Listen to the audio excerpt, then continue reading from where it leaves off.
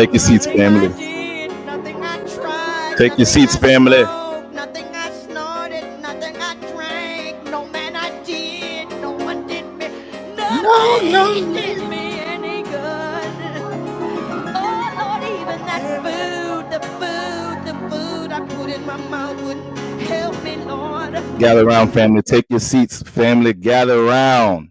Gather around. Lord, nothing I did, nothing I tried, nothing I smoked, nothing I snorted, nothing I drank, no man I did, no one did me, nothing did me any good. Oh Lord, even that food, the food I put in my mouth wouldn't help me, Lord. Lord, nothing I did, nothing I tried, nothing I smoked, nothing I snorted, nothing I drank, no man I did, no one did me, nothing did me any good. Oh Lord, even that food, the food I put in my mouth wouldn't help me, Lord.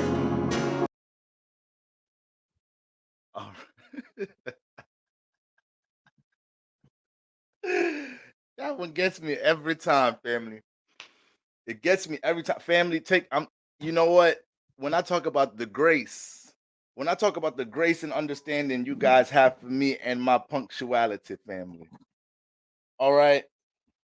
Lord have mercy. This has been a long full moon week, y'all. All right. I know y'all done already took y'all seats, but go ahead and we're gonna let y'all keep. Okay, I see some of y'all still coming down the aisle. Now. All right. Guys, I should know better. It's a full moon week, and I packed up my schedule a little bit too much, and it caught up to me today. It caught up damn near yesterday, for real. All right. Only reason I'm late is because I had to take a nap. That's the only reason. That's literally the reason I'm late. I had to take a nap, guys. All right. Got me a little coffee. It's serious business when a brother got coffee at 9:45. All right. But I'm devoted to this worship, y'all. All right. Ashe. Y'all's lit in the comments. All right. Quiet. We got quiet here. Okay, Sister Trace isn't here. Okay, the quiet is here. All right, Sister Ebony, green dress. Lord have mercy, that dress. Sister Gitchy, ya ta ta. All right, Alien Moon Mom. Brother Christopher Joseph, I see your family. I seen your email earlier today, family. Just know you'll get a reply early in the rising, family. All right, God is good. Sister Neoma Nova, that's my Libran sister over there. All right. I mean, Sister Aqua Queen 24. Did you tap into the sister's TikTok, family? All right, family. Ashe, God is good. Sister Belle Papillon. All right. I mean, the sister be belling. All right. We's in the building. Guys. All right. Happy Venus Day, everybody. Happy Venus Day, beautiful people. Okay. Happy Venus Day, beautiful people.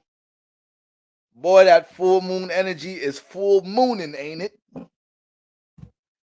Everything feel intense on a full moon week. Everything is vivid. Everything is heightened. All right. Feel like the moon been in Leo for 4 days now. Don't it feel like a little extension in that mug? Yes, I did see that, brother. I appreciate it, brother. All right. And take a little bit sip of this black coffee. Ain't got no cream and no sugar, no milk. Let you know I mean business tonight. All right. God is good. I just got another worship. I just want to send this another.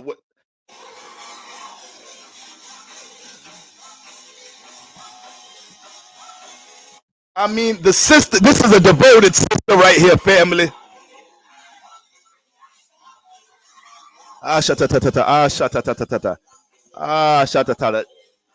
That's real praise. I mean, the weave family. I mean, one more time. I mean, the thing just almost flew off, family, because she's too busy worshiping.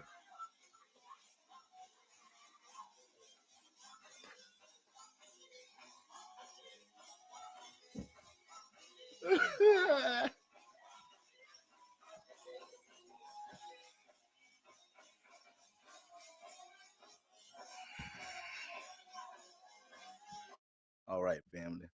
All right, family. How we feeling? You guys good? Are you guys good? Wait.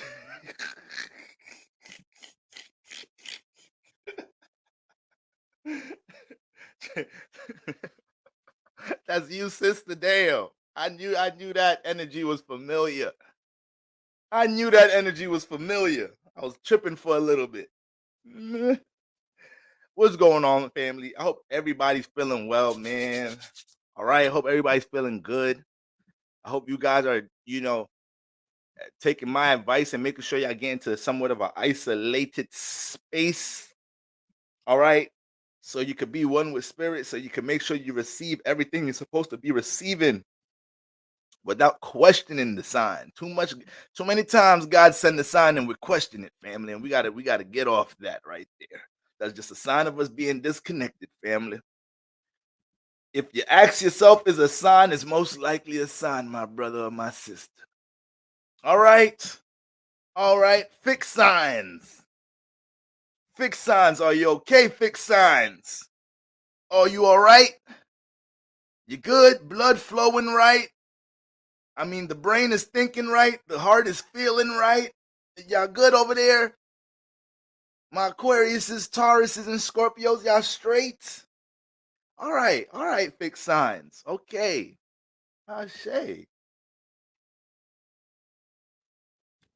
Found me a little spiritual store today. I said, I want some crystals today. I want some crystals. I want some Palo Santo. I want to see some spiritual stuff. All right. I haven't really, I've been in VA for a little minute now, and it's still a lot I haven't explored here. So I found this spot, man. Two beautiful ladies in there running this spot. Man, look at this beautiful thing. I mean, they got a rosemary combination with the Palo. I'm loving this right here. Creativity. Okay? The moon is Leo. Let us see your creativity. Let us see your fifth house expression in some type of shape or form. I done told y'all, Aquarius ain't the only unique one. Leo unique as a mother flipper. They share that. They share both of these traits. That's another video we're gonna have to do. What the opposite signs share. We know what the opposite signs are supposed to be teaching each other. What about what the opposite signs share? All right. Sister Nana Power, Sister Chakra Khan, I appreciate the compliments. All right. Had to take a little bit of time in Venus Day to Venus myself a little bit. All right. All right. Okay. Aquarius, Sun, Leo, Rising. We fix signs just trying to make it to tomorrow. All right, sister. One day at a time. One day at a time. All right. Let me not get y'all too deep into the future with it. All right. Fixed sign here, fixed in an overwhelm of the fields today. All right. You ain't nothing but a spirit going through human experience. Let the feels feel out. All right. You go ahead and feel them things out. Okay. Don't run from them now. Don't run from them things now. All right. If you're feeling heavy about anything, family, that's just a clear indication of most likely some things we need to take care of around this time so they don't become roadblocks as we travel Aquarius season, right? We don't want to block no opportunities with anything. So we feeling heavy about a situation with somebody. We feeling heavy about, maybe a situation where we got to make a decision. Take your time processing the decisions you want to make about things around this time, but just understand full moon time usually calls for people, places, and things to be filtered out our space, family. All right, understand that, overstand that. Okay, so I don't want y'all overthinking or over questioning. Should I be carrying this heavy burden? So, matter of fact, I got another word. For y'all. I got another word. Since we talking about filtering energies out. Sometimes it's better not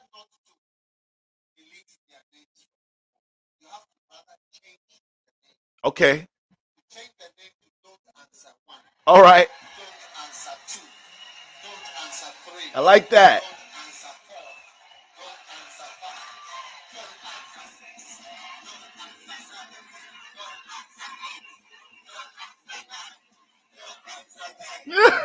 They turning up. Sometimes you just got to change the contact to don't answer, family.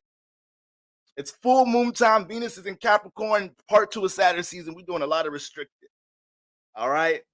Sometimes you just got to change the contact to don't answer. Did you get that word right there, family? Did you get that one? Okay. All right. I mean, Sister Natasha in the building. I mean, glowing. That sister be glowing. All right. Yo, Tracism. Yo. Yeah, you play. You play too much, though, brother. A brother's retaining. Best believe that. Some days been harder than the others, but I'm here though. I'm here. Okay, about to make listen. We rolling in 2024 now. All right, family. So let's just get into some current transits. All right, just following up post full moon vibes.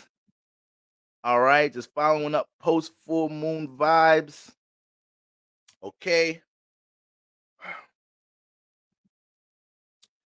Let me see if I could get a little scroller John in. If I could get a little scroll in.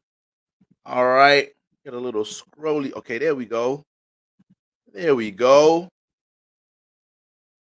All right now. All right now.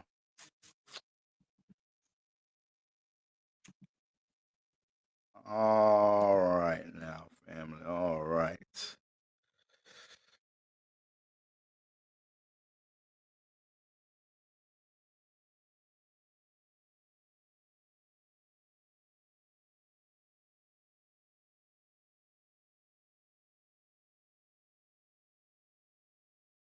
Shout out. Okay. Okay. All right. Shout out to everybody in the building now, guys. All right, that moon is making its way into that last deacon of Leo. All right, so we still picking up a lot on the Leo house. All right, and that's gonna continue to linger in by the time the moon gets into Scorpio. That's 2-3 Johns after. All right, so what I need everybody to understand is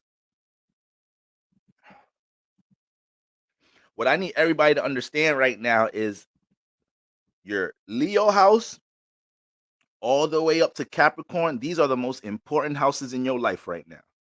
We have to understand how to follow the moon's travels during after new and full moon transits and peaks. All right. So regardless of what transits we got going on in our life, the moon is the activator. The moon is the activator. Some of you guys may be studying things about your chart. You're watching videos. You're reading things online. Should you even get in a reading and an astrologer will tell you, yeah, you got this placement. So this means, in this lifetime, this, that, and the third is going to happen, or it has potential for this, that, and the third to happen. But some of you guys may be like, damn, how I know when it's going to happen? The moon, the sun, these are our activators. Okay? These are our activators. So this is why fixed signs right now, there's a fixed sign out there right now. They're not into astrology and they got something heavy going on in their life in some type of shape or form. Yeah, the moon is activating things with a square and opposition. We got some fire signs right now. They got some things coming into life because the moon is activating things right now. All right. When we're looking at new moon transits, that's really the creation, birth, giving. That transit is giving life to things. All right. I mean, brother Deacon brother, you was just upstairs. You should have said you was here the whole time. I mean, the brother is always in the building, yeah. Like I tell you, if you can't find me, brother, somewhere in here working.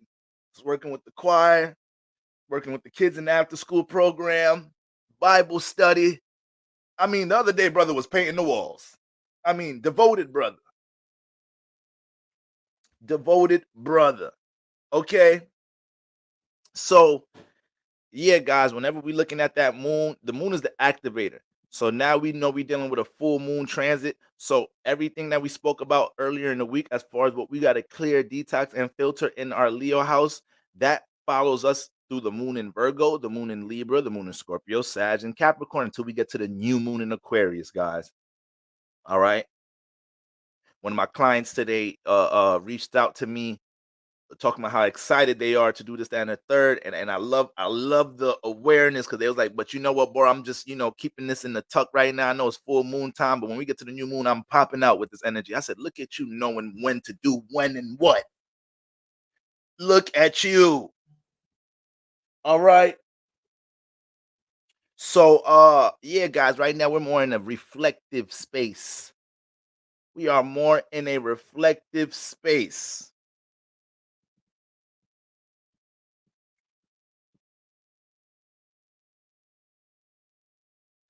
Brother Deacon, I see you're dealing with a little bit of frustration. Hold on, brother. You know what? Brother Deacon, stand up. Church, stand up for Brother Deacon. We're gonna do a little church prayer, because we lift ours up. We lift ours up in here. Okay, brother. Brother, you do too much work for this church for us not to have your back. All right, brother. If nobody in your personal life got your back, we got your back like chiropractic. Get a little bit of this, brother. You ready? Are you ready for this, brother? Hold on. I'm doing 2 rounds for you today, brother. All right, you ready for the second round? A little bit of ghetto tongues. Frosted Flakes with banana slices in them. Mama, can you put a little bit of cinnamon in there too? Frosted Flakes with bananas and cinnamon.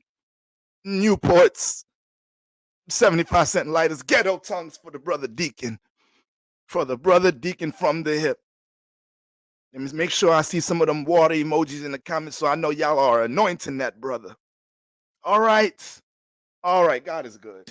God is good, and brother will be good. All right. Okay. Shit. God is good. Holy, holy is his name. Holy, holy is his name. All right. So,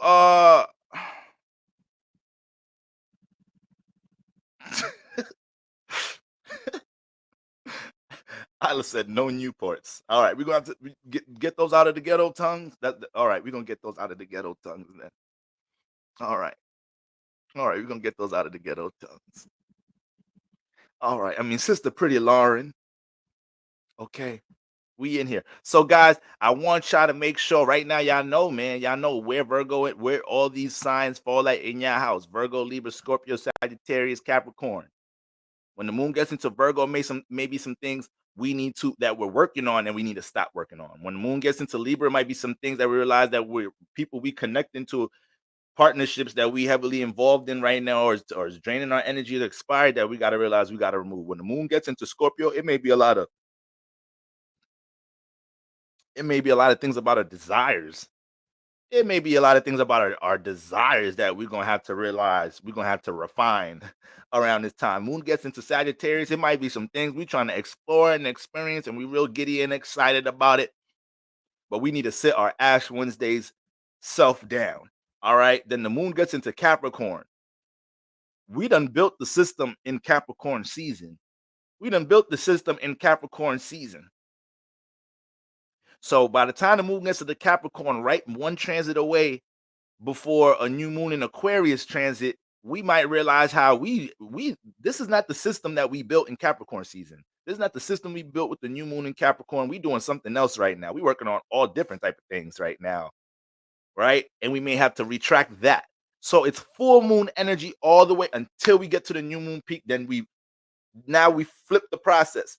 All right. Then we flip the process. So when we get to the new moon in Aquarius, now we in birth mode.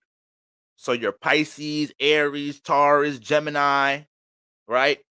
Cancer, Leo house, all these houses have strong birth potential. All these houses have potential to meet new people.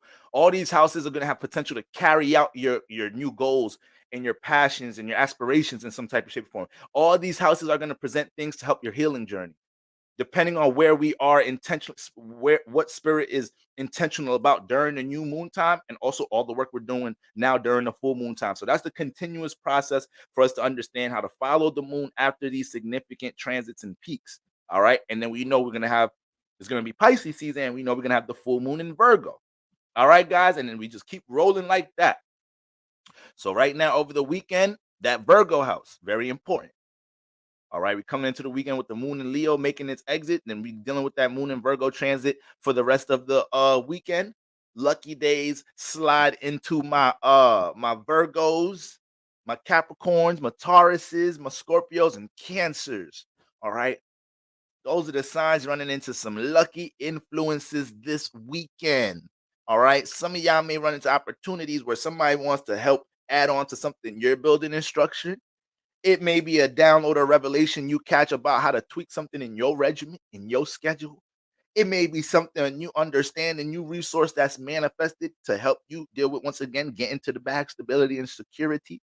It may be a new download you realize on how to get control over something for your mental health. All right, what about that one right there? We know that mental health is a big thing now. All right, can't neglect the mental health. All right, family. All right, family. Tracism is in here regulating on behalf of Sister Sacred Owl. Okay. And now, guys, before we get into Venus in Capricorn, all right, it's looking real heavy. This area just looking, ooh, them Saturn signs is going crazy right now. Them Saturn signs is going crazy right now. Y'all seen how it's kind of in a different energy with me since I've been off the burning bush. All right. I'm seeing people come in the comments and they're talking about, damn, is Pastor high? I'm like, go look at my videos when I was high. I've always had energy, but it wasn't this high. This is some this is the real me for real. That pastor was a little clouded. All right. So a lot of that ain't just because I'm off the burning bush and aligning with the vibration of being high off life. It's all this activity, family. It's all, look, my first house going crazy. All right, first house going crazy right now. A lot around my moon is intense. If you dealing with a Capricorn sun moon rising, then you seeing the same thing with them. You seeing more of an expression for them. You seeing more of a intensity with their release of energy and their response to their emotions. You know, we don't be responding to nothing too. Yeah, you know, listen, we don't respond to a damn thing. Okay, the moon is debilitated in Capricorn. We leave niggas on scene. We leave niggas on scene that we want to talk to. It's like, oh damn, baby. My bad. My brother was busy. How you doing? How was your day, baby? All right. So it's the moon debilitation, y'all. We just don't respond. Like there's really no real intricate reasoning to that, but the moon's debilitated there. Sometimes we just be in the present like a mug. All right. Shout out to all my Capricorn sun risings in the building. Shout out, happy birthday, all my Aquarius is holding down part 2 of Saturn season. Okay, shout outs to y'all. All right. Now, what happened today? What happened today? Okay.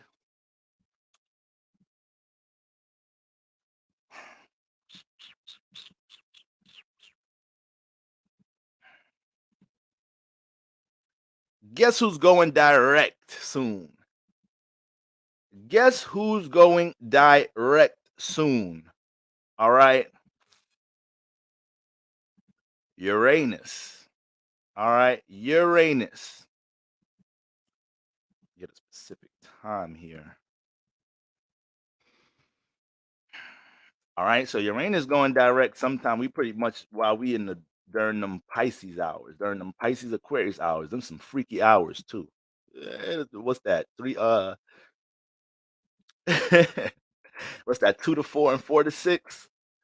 Oh man, ain't nothing regular happening in them hours. Okay. Freaky deaky. That's why them signs be hidden too. That's why they so sneaky. Pisces don't know I know how sneaky y'all are. Pisces, you so sneaky. You definitely top 5 sneaky signs in the zodiac. Think I don't know. All right. Ready to talk about who be lying. All right. Y'all sneaky too. Y'all be sneaky and y'all be little white lying. All right. So Uranus is gonna go direct around, between the hours. Damn, look like it's going direct around witchy hours, for real, for real. Okay. And guys, you need to be able to look at sometime right before 3 a.m. Guys, we're gonna have to look at our Taurus house. We have to look at our Taurus house and really reflect on things in the past. What 3, what was it, like 3, 4. I don't feel like doing all that right now. I forgot exactly when Uranus went direct, but it's generational planet, so most likely went direct what? Early fall season, maybe? The transits be transiting, guys. The transits be transiting. Okay, so yeah, Uranus went retrograde sometime in the late or early fall. Okay, there we go. There we go. There we go. So, guys, I want y'all to jump all the way back to the end of August, moving right into that early fall time. All right, early August. Okay. Think about everything in your Taurus house that may have transformed from then till now. Think about things with your value system, the people, places, and things that you value that may have changed or transformed, especially if it was something extreme. All right, something extreme, right? You was valuing somebody's funky headed child, and then they ended up showing you some true colors, and now your values about relationships is different just because of they funky Ash Wednesday self, right? Look at that Taurus house family. Look at that Taurus house family. Retrograde grace period. Jump all the way back to late August, early fall time, Virgo season. All right. Think about everything that's been transforming in that place. Think about the things you feel like you've been forced to let go of. Because that's what Uranus is going to do while it's retrograde. Uranus is going to force us to let go of things. How's Uranus supposed to, God, how Uranus supposed to gain power? How Uranus supposed to gain power if we just like, come on, Uranus, we could bring this person, place, a thing with us too. Uranus like, come on, man, I got other things to conquer, this, that, and the third. That's why you can never get ahead. You're always trying to carry dead weight. Sometimes before you even get in your bag with your transformation process, with something you motivated about this, that, sometimes you make so much progress just getting the dead weight off first. Sometimes before you even start this new workout routine, you just go in the first 2 weeks taking sugar out your diet and red meat out your diet. I mean the pounds, I mean the baby fat just falling off, family. You haven't did one push-up. I mean, you haven't ran one lap. You hear what I'm saying, family? You haven't even got on that elliptical thing. And I mean, you haven't even got to the elliptical in. Nigga, Pastor be making up words. You haven't even got to the elliptical in. All right. Like, what, Pastor? Did you just say you didn't enter the colon? No, I said elliptical, and the machine in Planet Fitness. All right, Pastor ain't been to the gym in a little while. Maybe I'm out of touch. I don't know what I'm talking about. But serious, family. Sometimes, man, you make so much progress just getting the dead weight off. Understanding how to identify dead weight, right? Understanding how to identify what things are a burden on you, what people, places, and things is holding you back, from your personal path. We've been kind of harping on that all Aquarius, Saturn season, talking about, us being better, not trying to bring other people on our journey. Like, we be mad motivated for some type of transformation and growth in our life. Come on, y'all. Come on, man. Come on, y'all. No, sit y'all Ash Wednesday self down there. Because when y'all run into y'all awakenings and y'all revelations, this, that, and the third, then that's going to be for you to do that and not for you to be bringing everybody else in. Right now, I got this awareness. God is calling me to do this, and it's calling me to do this. And the more we understand how to embrace these journeys in our life individually, the better that we'll be able to find tribe, find our mates. Okay, right now I'm working on a synergy class. I want to do this in February. Okay, hopefully I could get dates up. You guys could start, getting your tickets or whatnot. I want to do a nice nice, lovely, fundamental, detailed synastry class for anybody to understand. The fifth grade are gonna be able to understand how to read things about their soulmates and relationship potential and karma in their life after this class. So I'm working on it. There's just a lot of things going on in the church right now, family. There's a lot of things going on. All right. All right. I mean, holy, holy is his name, and we're gonna praise him every chance we get. Do you hear me? Can I get is the moon and Leo? Can I get some 55s in the chat, family? Just so I know you're here with me. That's all. Some 55, some water emojis, some plates. Fill it up in there, family. Fill it up in there. Okay? This black coffee. Listen, when you drink that coffee black, no sugar, no milk, it does something to your family. I mean, another entity comes within your family. The milk and the sugar and all that tones it down. But when you just take that essence all black raw, I don't know if I'm gonna be able to calm down this loud. I think I'm gonna be turned up 24/7. Let me see them 55s. So let me know you're in here. Shout out to all my Leo dominants in the chat. Ah, Shay. Ghetto tongues. Ghetto tongues. What's some ghetto drinks? Tampico.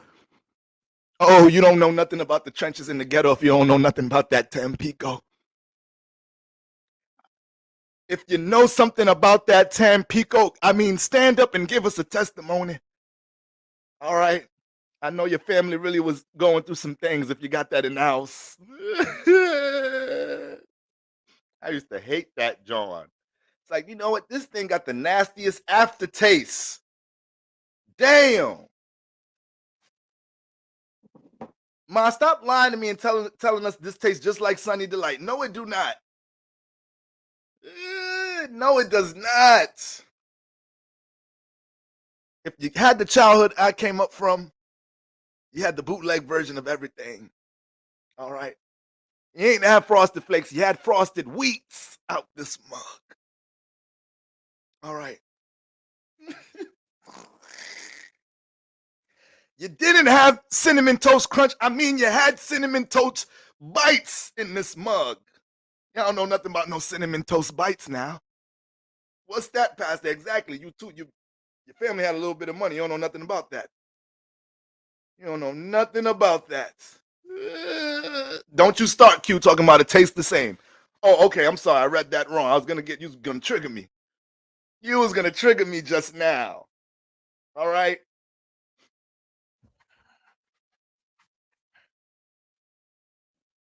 I hope my soulmate came from the trenches. I hope she ain't bougie, because I need my children to know about some of this. I am not doing all this hard work as a man to build myself up and just meet my soulmate. She bougie as hell and want to raise our kids bougie. No, hell no. These niggas gonna live in the Bronx the first couple of summers of their life. We sending these niggas right. I hope my mom keep her house in the Bronx. You niggas gonna know what it feel like to get some of that sugar milk. Daddy, I don't want no sugar. Listen. This ain't no damn option. Put that sugar milk in your system. I ain't raising no soft ass kids now. I hate that my daddy's a Capricorn moon rising. That's what they gonna be saying. Once my children, once my children start, my children gonna be knowing how to read charts before they even get into puberty. All right.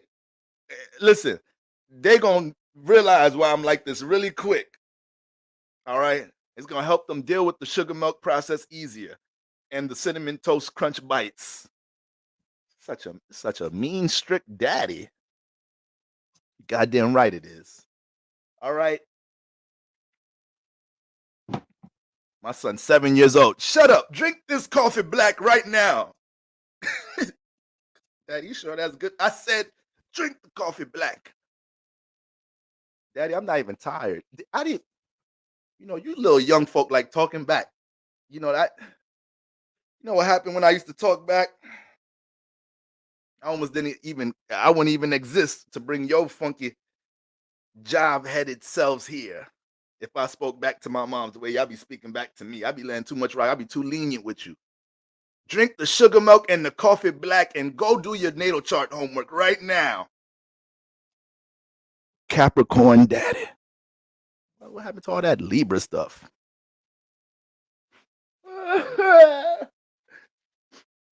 My other daughter gonna remind my son, you forgot daddy, you Libra Scorpio. Yeah, I forgot. Them niggas is fake ass Libras. Them niggas is not, that's not a real Libra. It's an intense daddy. All right. So family, that Uranus going direct, and y'all need to make sure. I ain't using the words attachment and power and control issues, and we ain't using these words for no reason, fam. We ain't using these words for no reason. We ain't talking about these themes all week, every week, for no reason, family. By the time we get into the springtime, gang, I'm telling y'all, a lot of y'all finna start experiencing a whole fresh breath of air because of the sacrifices, because of the things that you're devoting yourself to disciplining and conquering and restricting right now. That's how it always plays out, man. That's what the winter solstice is for. Springtime is pop out season, look alive season. What you been working on, what you been building.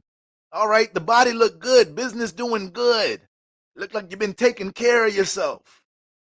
All right, don't them compliments sound good, family? Look like you've been taking care of yourself. All right, lets you know you getting out of your own funk and the world is starting to see it. So that's why we embrace Saturn season. But once again, with everything as significant, we know things are transiting within that Taurus house. Uranus going direct, and we are now, getting closer and closer to that Uranus Jupiter conjunction. So this is why I gotta be church. I gotta be intense on y'all. I gotta be hard on y'all and myself about all things dealing with attachment, about all the things that have power over us. Because I want everybody to walk into their fruits of labor. When that energy comes together, opportunities start manifesting. You start walking into you guys. I just can't wait to see some of y'all just start blossoming. I mean, right now you're just I see it. You're still in your caterpillar phase, but some of y'all feathers about to look crazy right now. And I'm gonna be here to see y'all blossom. All right, just like y'all finna be here to see me blossom. We won, y'all. All right. So we gotta hold each other accountable, and we gotta make sure we keep on reinforcing these themes. Okay, don't let nobody play with you in your Taurus house. It's direct now. What do we know about direct placements? When the planet goes direct, we get tested then, because the grace period was the homework period. Retrograde was the homework period. That was the homework. I mean, Sister Sacred Hour in the building. Don't waste no time. Sister Sacred Hour Sister Sacred Hour barely comes into church. She barely puts her coat down, and I mean, she just coming right away. You got programs, coat still on. Kids still walking behind her and everything. She walking up to the podium. Y'all good? Y'all got y'all programs? Damn, Sister Sacred Owl, you got your program? Y'all know I don't need a program. My program is up here with my connection with the Lord. That's it. I'm here to regulate. All right, Sister Ruby, Sister Q, I see you guys. All right, Sister Ruby Rubes. All right. Okay. Aquarius, Scorpio dominance. Aquarius, Scorpio dominance. Keep your eyes out for significant manifestations and extreme energies. All right, this upcoming 7 days with Uranus in its shadow period coming out its retrograde, because y'all know y'all are the Uranus influence signs. Okay. So the people that can see things off the rip from a significant point of view, when we talk about power control issues, going to be the Uranus influence sign. That would be Scorpio, which Uranus is exalted in Scorpio. That would be Aquarius, okay, and Taurus, because that's the sign Uranus is transiting. All right, so anything that feels heavy with you guys is, once again, if you're really embracing solitude and really embracing your own personal environment, guys, these things should be easy to pick up. They should be easy to pick up. All right. Nothing about Uranus is light. All of it is intense. Okay. All of it is intense. All right. Another thing dealing with this Uranus retrograde, we know Taurus has a lot to do with, once again, the people, places, and things we value and what we lean on for stability and security. But we know when we talk about Taurus being the money sign, You know, Taurus properties alone, having the Venus and the Earth and the Moon influence, all of that together, that's what has a strong pull on this Earth realm. Also, its rulership in Earth, right? But you know, us crystallizing things with our values, crafting things with our value, with our personal value, what we feel like we're worth. That's what leads us to a bag a lot of the times. Guys, some of you guys, sometimes, look, astrology is just life. People be mad at me sometimes because I be up here having long streams and whatnot. But it's like when you talk about astrology, you're really talking about life. So it'll be so many different things for me to dive into, so much different concepts be connected towards each other, whether I'm talking about them humorously or not. Some of y'all, you know, took business courses, entrepreneur courses, and you'll hear, you know, some of these business coaches mention things we talk about with Taurus in the second house. Like, guys, if you want to build a social media following, guys, if you want to build a business, you got to find a way to give your value, show your value. We have no other way but to say certain things. We are in these 12 houses. We are amongst the 12 signs. There's no energy that's outside of the 12 houses and the 12 signs. So when we talk about getting to the bag, we want to look at that. We always want to look at the second house lord. Some of y'all in here have already had career consultations with me, this, that, and the third. All right. I got some of my clients building a lot of momentum with things they got going on with just working with a second house in general. Okay.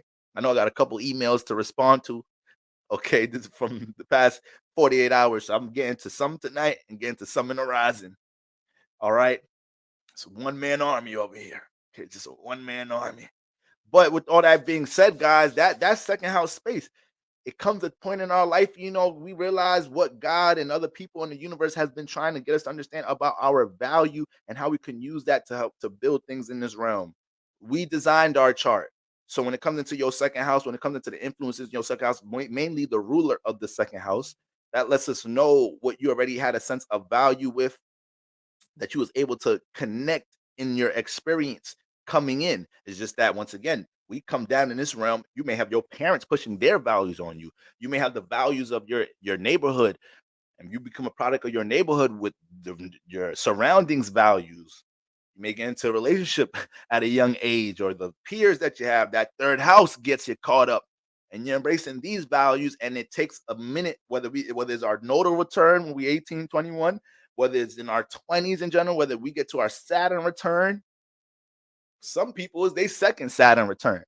But listen, it don't matter when you realize something, it everything counts. Everything counts. Because all we take is our consciousness. Everything counts. So you're just making it easier for yourself in the next lifetime. Once again, and that's why I tell y'all, we can't be out down here playing games, because we be forgetting all the work we did in our past life to even have the awareness of things we have now. All right. And everybody in here has done some work. For you to have the awareness to be here, I want to make a video about this, talking about, you know, signs that you have high spiritual inclination, guys. I'm gonna just give a little preview of that topic. Guys, you do not have to be Gandhi. You do not have to be Gandhi. You don't have to be this super clairvoyant, psychic, Reiki healer, this super intuitive astrologer, this crazy intuitive medium. You don't be none of these things really only highlight somebody that has spiritual inclination, guys. You know how you know you have spiritual inclination? The fact that you are aware that this is an experience, that alone is huge. The fact that you know you renting this body, you was in another body before, this is an experience, and we're going to continue to do this.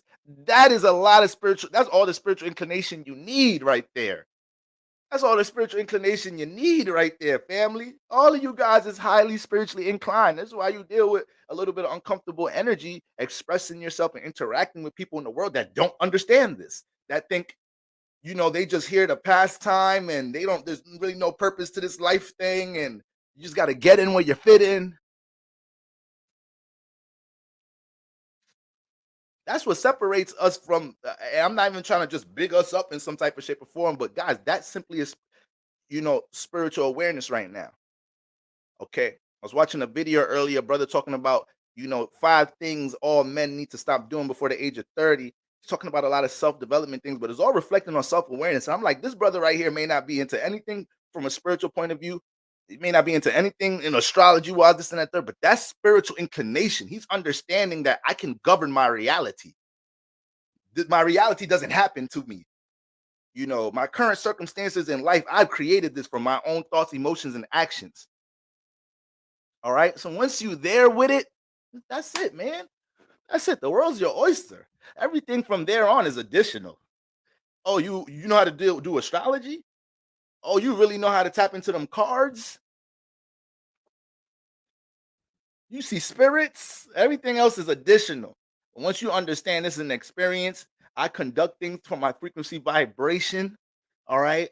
And things doesn't happen to me. I create my own circumstances. Yeah, that's it. That's a huge step ahead in the spiritual curve. All right, family. So I want us to stay on top of that Uranus house. I'm probably gonna drop a video this weekend. Just watching out for, a couple of things you should understand about Uranus going direct. But we all know what we're here for. We all know what we're here for, family, right? We here for that Venus thing. All right. I posted a video on Instagram today and on TikTok. I'm gonna upload it to YouTube in the rising. All right, basically breaking down. Venus bougie, y'all. She's bougie. When I think about Venus, I think about the movie Clueless. All right, y'all remember Clueless? Shout out to Stacey Dash. She was a fox back then. All right. Lord have mercy, I put her on a plate. Okay. Y'all remember Clueless? That's Venus right there. I mean, she need the latest things.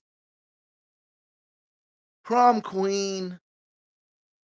All right. She dating the jock, the quarterback, the popular quarterback guy. The nerds know they can't holler at Venus. Like niggas don't even try to holler at Venus. All right. They hollering at other asteroids and whatnot. Like, let Venus, she's high maintenance. All right. Sometimes a brother need to know when he could pull a girl, but listen, sometimes women, you guys are like luxury cars. Maybe I could get it off the lot. Maybe my credit approves, but can I maintain that woman? That's a high maintenance woman right there.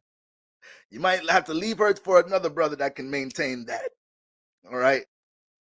Can't be mad at the woman's nature, wants security and stability, and depending on their travels is how that varies, how much maintenance that woman needs. All right. So some brothers playing themselves right now. They doing everything they can using their resources to impress this woman. It's like, brother, you ain't got the resources for this maintenance. This is all right, this beamer finna wear you out, brother. Okay. So Venus is bougie, y'all. I posted a video talking about Venus through the elements and how we bougie because of Venus. Venus and earth signs is bougie and picky when it comes into the sense of stability. And they partner Venus and fire signs, y'all bougie and picky when it comes into how much your partner is able to be expressive about things, about love, and put your beauty or your appearance in the spotlight in some type of shape or form. Ladies, right now, I promise you, ladies, if you dating a Venus and fire, especially Venus and Leo, you dating a Venus and fire, Venus and Leo man, Venus and Sagittarius, Venus and Aries man, just say something to the nigga this weekend like, damn, baby, just compliment the nigga or something. Just see how he like, for real? For real? You really mean that for real?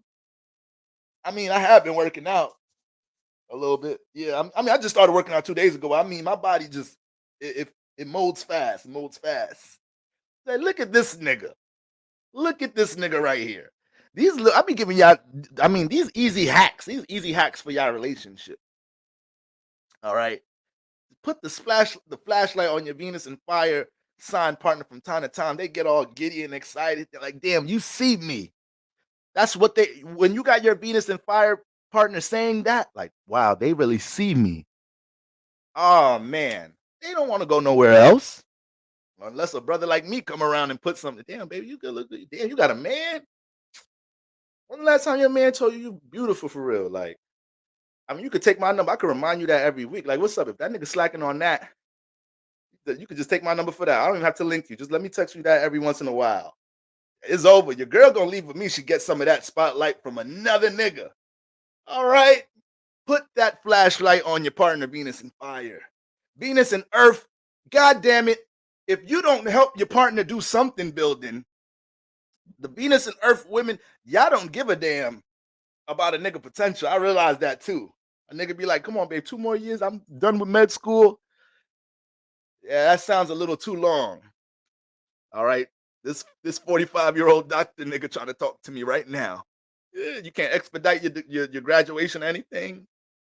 All right. Venus and Earth ain't got the time. Literally, it's Earth. You think it's patient, but they overcalculate in time like a mug with everything with their partnerships and relationships. All right. Throw that potential word. What's your credit score now? How much you got in your savings now? Okay.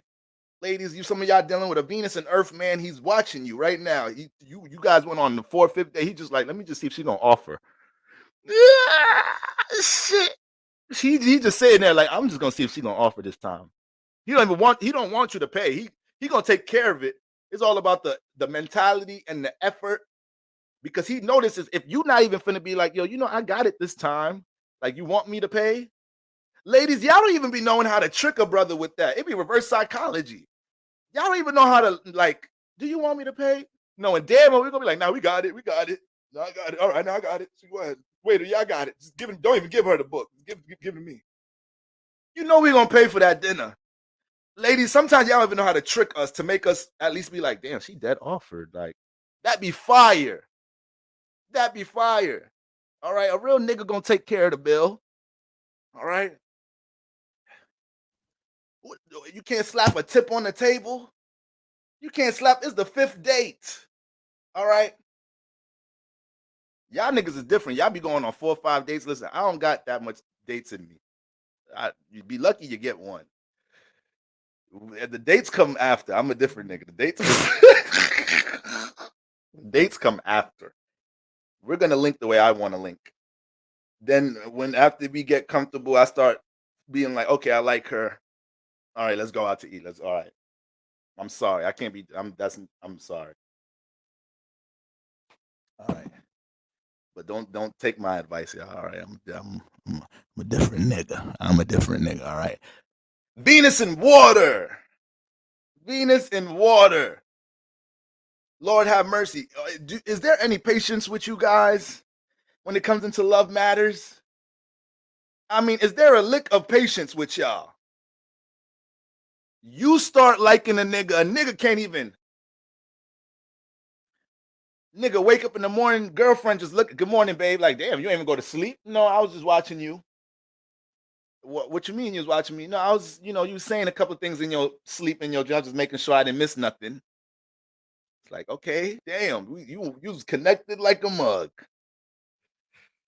Okay, you sure you're not gonna be tired for it? No, I'm fine. Venus and water, you just want to stay connected. We can't even go to sleep and disconnect in that little space. We've been doing everything today. We woke up together. We work at the same job. So I saw you at work, then we came home together. That little 6-7 hours, you couldn't even disconnect and go to the astral room. You had to stay connected to me the whole time. Lord have mercy. I told y'all, I said in the video, some of y'all don't know possessive until you deal with the Venus and water sign. You don't know possessive. You think you do. You think you know possessive. I'm a Venus in air, but I got Venus in the 8th house. I let a girl know straight up. I don't hide none of that. I know who I am. I'm not hiding none of that. I let the controlling energies be seen early. Like, what you bugging out? You liking other niggas' pics on the gram? What I look like, a fool? Yeah, you bugging. I haven't got no warning for that. You good. You out here connecting with other niggas. I don't know the nigga. It's Drake. I don't care who the nigga is. I don't care. That nigga mad light skin too. Sorry, I don't mean to get into colorism vibes, but y'all know that nigga been on some extra light skin shit lately. Is it just me, y'all? I mean, the nigga taking selfies. Like, come on now. Y'all just letting, y'all like normalizing anything, let niggas get away with murder. But I ain't gonna drag that man. Venus in water, you can't even like celebrity pics. I'll be mad as hell. I'm dating a girl, she liking a nigga pic.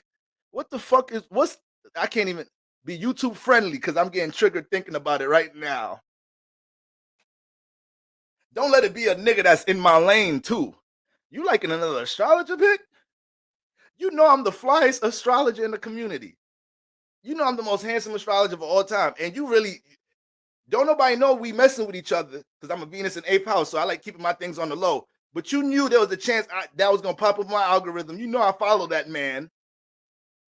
And I'm seeing the chick I'm dealing with and this nigga likes. So basically, you just letting that man know, like, he could hit. See, Venus and water, we take it there. Well, I ain't going to say we. I'm Venus and air, but I understand what Venus and water, I understand them. That's how they feel.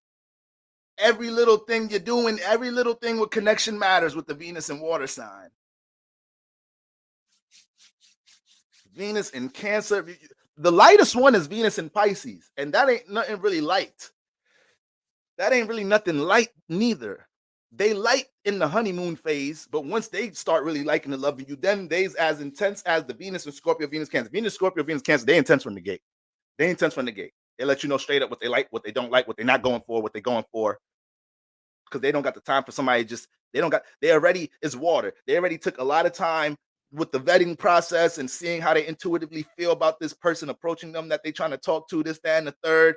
Then by the time they start connecting with you, it's like you don't even understand how much time and emotions I had to, I had to like filter out to see if this is a situation I want to engage in and connect into and submerge myself into.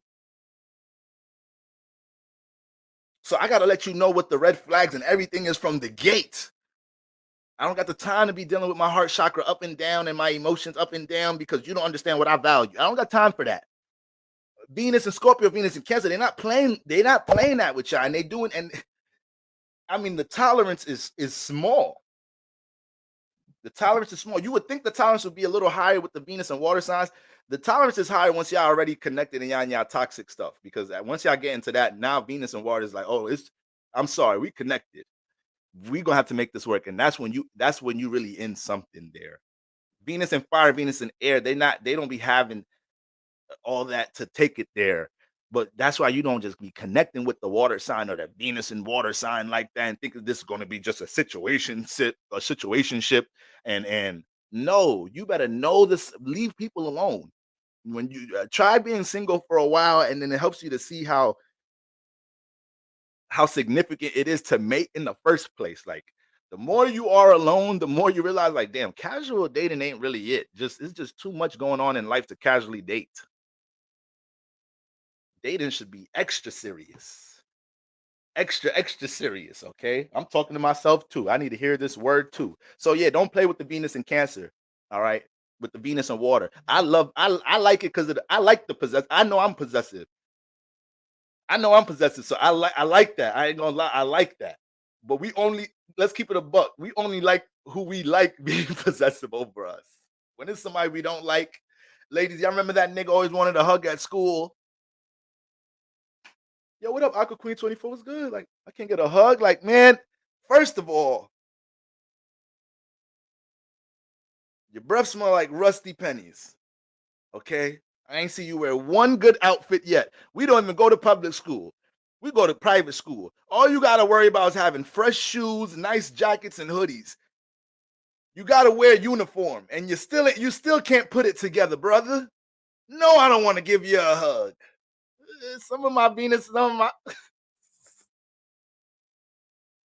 ladies, am I right or am I right? That crusty, dusty little nigga cannot get no hug. His possessiveness, his consistency and persistency, that don't mean a damn thing. But when it's the nigga you want, that nigga being consistent, that nigga being possessive, it's like, all right, be possessive. Just take control. Take control of a sister. All right?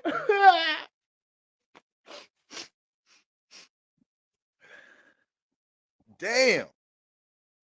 There's been girls in my DMs, I'm like, don't even play yourself. Don't even play yourself. I'm not even trying to be arrogant. Look at you, look at me. Let's not do this. Let's not do this. All right. Don't try to bring up astrology to connect. Don't just, if you really want to read and you ain't got to DM me, you book, email me, hit my site. Let's not do this. All right.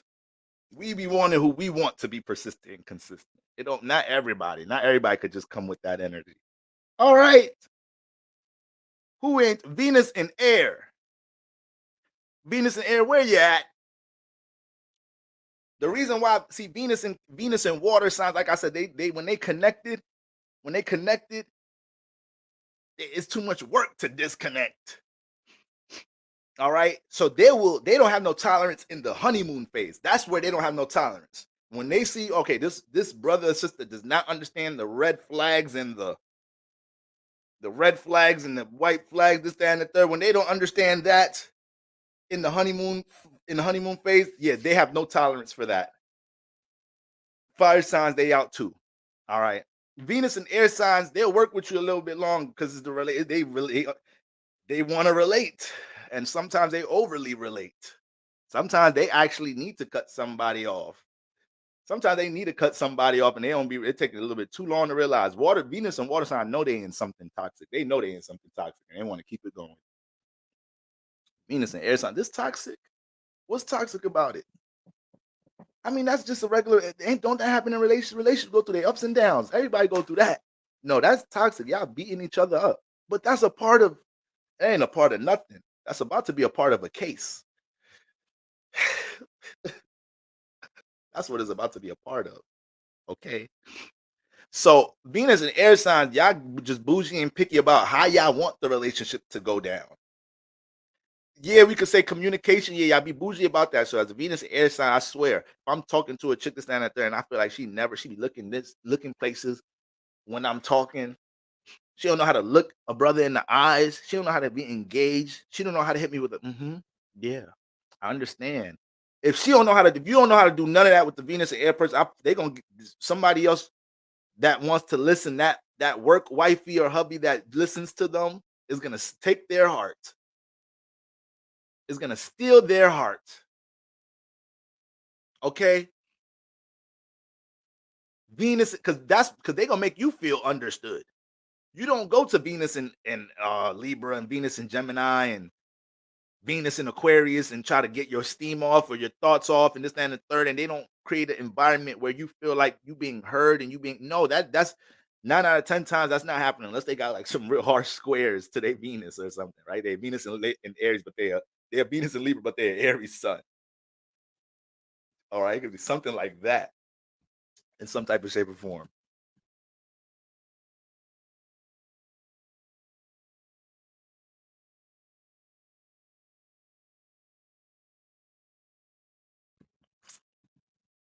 Okay.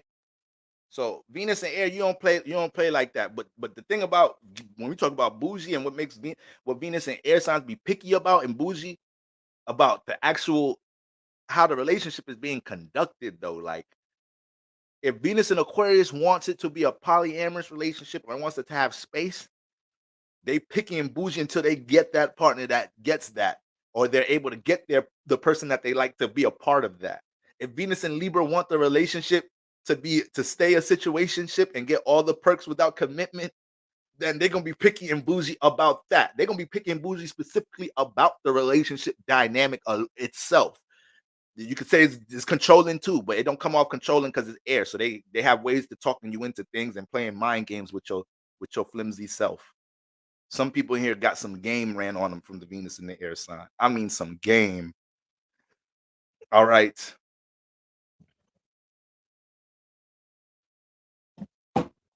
Then you got Venus in fire. Did we say Venus? Yeah, we did them all. That's all of y'all flimsy selves. Okay. Yeah, I'm sorry, Aries. Y'all, y'all catch us straight from the Lucky Libra every once in a while. I was just, we just op buddies. It happens like that sometimes. All right. All right, guys. All right. So Venus is in Capricorn. I kind of like when we go over energies when they've already got some time to transit. All right. It didn't get too deep. All right. We know it just got in there this week. Okay. So it's 4 degrees. So it's past the cusp stages. So, Venus is up in that Capricorn house now, for real, wherever you got Capricorn at. Now, what does Venus bring when it comes into a house? It brings support in some type of shape or form. Now, remember, the more we can work with the planets, the more we can, apply the energy of the planet, knowing that it's there. That's us activating its properties better, right? We're helping the planet to do what it needs to do. So if Venus deals with appreciation, support, love, how much love and appreciation and support are you already pouring into that area of your life before Venus get there, and when Venus gets there? So when Venus could just multiply your fruits here. Okay, guys, I need everybody to understand that. You want these Venus blessings. And once again, blessing ain't really a word, because once again, none of us is less. All right. Ain't none of us trying to be less. So we got to find another word for blessings. I ain't gonna lie. If y'all want to be sanctified up in this mug, I mean, if you want to be anointed, family, then you got to find ways to make sure that you're pouring into your Capricorn house already. You're nurturing your Capricorn house already. And then if Venus could pick up on the frequency vibration of you already doing that, you're helping Venus skip steps now. Because that was Venus step number 1 getting into this house. Like, okay, is this spirit already appreciating, valuing this space, loving this space, pouring into this space?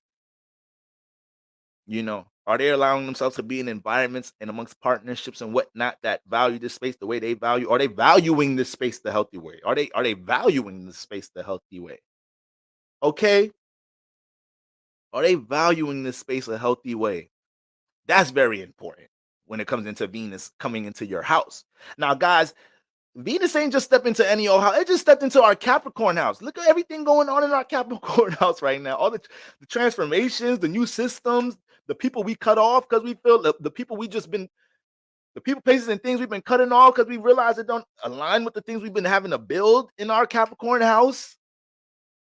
Venus just walked into we've been doing surgery here. We've been doing some surgery here. No, better yet, we've been doing some construction. Excuse me. This Saturn energy, it's the bulldozer. We've been doing construction. Okay, so I like Venus being the last planet behind everybody in this transit, right? Being the last planet, we still got Mars and Mercury. They're currently both conjunct. So you see me, I mean, I'm always in here communicating intensely, but this is why a lot of y'all was pretty direct with y'all ghetto tongues today and yesterday, because we have this tight Mercury Mars conjunction. So people with this alignment, I mean, y'all think I got the potty mouth. I mean, I do have this conjunction. I'm high.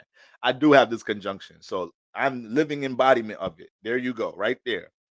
All of y'all was talking like me today. He's a little belligerent.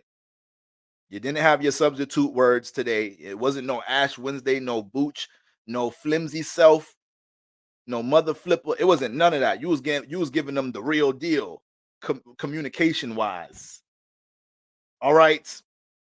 Blessed Life 777. Do you know God's gonna do something for you? You over here just expressing gratitude. Do you know that? I mean, do you believe? All right. So that's why some of y'all was turned up. That's why some of y'all had intense thoughts today. All right. Your thoughts was intense. Sometimes your thoughts, you just got passionate thoughts, and then that's leading to some intense actions. We got all this going on in the full moon time, and we know it's not the time for intense reactions and whatnot. Okay. So yeah, Mars and Mercury conjunct in Capricorn. It's great for the intensity and the mental motivation towards what we're building and stabilizing, and being able to stay strong and resilient and durable with things we're placing restrictions on to protect our system, to protect our new blueprint and format. Is beautiful for that. We already know, once again, Mars is exalted in Capricorn. So that's why I know a lot of you guys are finding a sense of determination that you may not have ever tapped into before.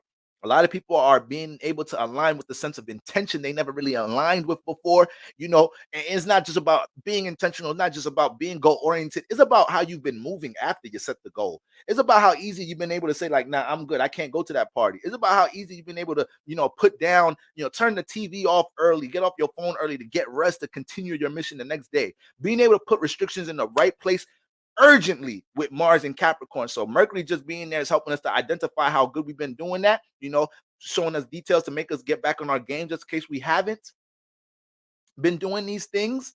All right. But with all this transformation going on, with all these new systems being built, some of us, the path feels a little rigorous right now. Okay. Venus gets in here, guys, and we start to love the process now. Now we start to love the process. Now we start feeling good. We just start, we just start feeling good. Like, damn, it's this many days I ain't have a drink. This many days I ain't talk to the toxic partner. This many days I ain't revert back to this negative self-imposed habit. This many days, this, that, and the third. It starts just feeling, you love going to the lab and getting to work when Venus gets into Capricorn. You're not waking up in the morning dragging. Oh man, I gotta work, this, that, and third. It's like, no. Turn some tunes on, get in the shower, make some coffee. All right, let me go warm up my car. Let's get to it. I'm engaged. There's a sense of satisfaction when it comes to building and structuring something. I mean, family, can I see some 55s in the comments? If you understand where I'm going and you're riding this frequency vibration with me, don't make Pastor think he's all by himself on this ride. I don't even like roller coasters like that. Don't make me be on this roller coaster by myself, family. All right? Let me see some 55s in the comments. That's the magic number for today. All right? So the sense of satisfaction Venus brings in here. A lot of y'all right now, y'all partners seeing y'all move with a different pep in y'all step about the relationship. You got a partner that's probably taking you for granted in certain areas. Venus gone to Capricorn, it becomes more stern. It becomes more mother flipping serious about things dealing with connection. I told y'all, there's a lot of niggas gonna get the question this week. All leading these next 2 months is crucial. The niggas that love situationships, they hate this part of the year. Niggas that love a good situationship, niggas that love a girl that ain't gonna question nothing about the reality, about where this is going, about commitment. Niggas that love a girl that'll stay in a relationship for 10 years and never ask about marriage. Ladies, when I be hearing these stories, y'all be getting me mad. Y'all be getting me mad. It ain't no damn way you was with this nigga 7 years. And you allowed this mother flipper to float for 7, 8 years. That don't make no damn sense. All right, it's coming from a Libra with Venus in Libra and Scorpio energies. I got manipulation powers to make that happen. But I ain't doing that to nobody. Ain't nobody got time to waste. All right, we grown now. Where's your commitment at? I need some structure. We need to know what we doing. Life is too serious to be floating with a mother flipper. All right? Should look like being in a relationship. Yeah, when's the last time? I be watching Kendra G. She be asking people, yeah, when's the last time you in a relationship? Oh, 2 years ago. How long y'all was in a relationship? About 9 years. What? What do you mean 9 years? But anyways, Venus, we get serious about the reality of our relationship. So there's a lot of brothers right now, they feeling nervous. They feeling like the question is coming up any day now.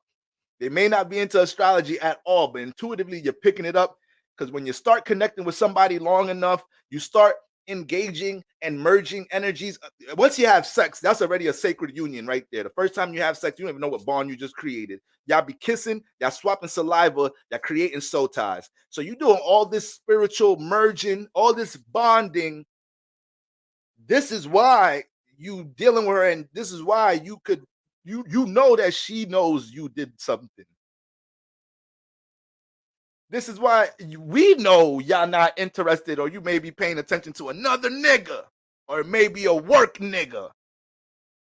Niggas be trying to show up at work to surprise you with flowers and chocolates. We don't come to surprise. We trying to see what's going on. That be the front, ladies. That just be how we get into the work environment gracefully. Your friend's like, oh my God, you got the best nigga. He just pulled up just with flowers, and it's not your anniversary or nothing. Nigga just pulled up with flowers and chocolates. Like, yeah, that's my nigga. My nigga, my ass. Where's your nigga? Where's your work nigga? That's why I'm really here. This is my disguise. I'm James Bond in this situation like a mug. A nigga was in the window like this with the flowers and chocolate. Nigga, why you think the nigga ain't walked straight in first? Why you think the nigga was in the window with the flower? Your co-worker's like, who's the? Why is this? Why is the flower delivery guy just looking weird in front of the? Where's she at? Where's she at? Okay, I see a tall, dark-skinned nigga right there. I think it's that nigga. You don't know nobody in it. I think it might be that nigga right there. Oh man, that nigga look, he got better hair than me. He more in shape. Ladies, when we lose y'all attention, when a man realize his girl, he ain't got his girl attention no more, we be tripping, y'all. I remember I was in a situation like this with my ex. I really was accusing her of messing with somebody she wasn't. It was another handsome, charming nigga. He a cool ass nigga too. The nigga, we was cool. I started not wanting to dap the nigga. Yo, boy, what's good? Well, yeah, what up, nigga? It was good with hands. Nah, it's okay. Nah, no dap. You know, niggas be having germs. It's like, okay, all right. What's wrong with this nigga today? Ladies, we be losing it when we lose y'all. All right? It ain't funny.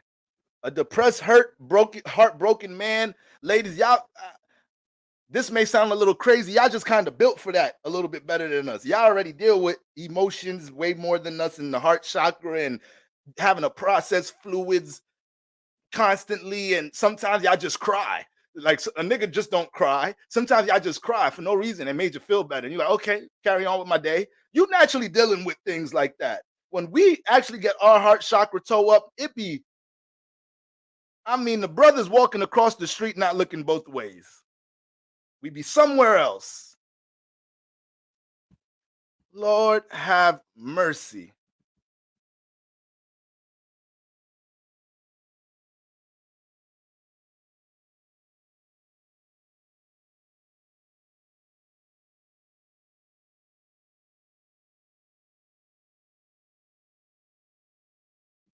I'm telling y'all, after my last relationship, I realized when I deal with, next time I gain a heavy emotion for a woman, it took me one time to learn. Next time I deal with a woman on a serious level, and I realize, damn, I got the love vibration for her. I ain't playing no more. I don't like getting a taste of my own medicine. That's the worst feeling right there. Oh, that's the worst feeling right there. Damn. Nigga ain't got nothing to do. Once I told my girl what I really think was happening, I was like, is you fucking with that nigga? She started dying laughing. And if you know how to read energy well, then you know, you feel me? When somebody get accused of dealing with somebody they really dealing with, you could tell their reaction. Wait, who, what? Nigga do this? Oh yeah, the nigga was dealing with her. Wait, what? Who? Y'all know this, right? The nigga was dealing with her. Who's Sharon? All right. I was mad pressed. I hit her up like, yo, babe, you gotta talk about some ish today. She's like, what happened? You been acting funny anyway. What's really on your heart? I'm like, yo, keep it a rack. Look me in my eye. You been messing with what's her name? She damn near fell on the floor, started dying laughing. That's when I realized I was tripping. So, all right, I ain't got too much pride to act like I haven't been there, y'all. All right, we've all been there. All right, love is blind, and it'll take over your mind.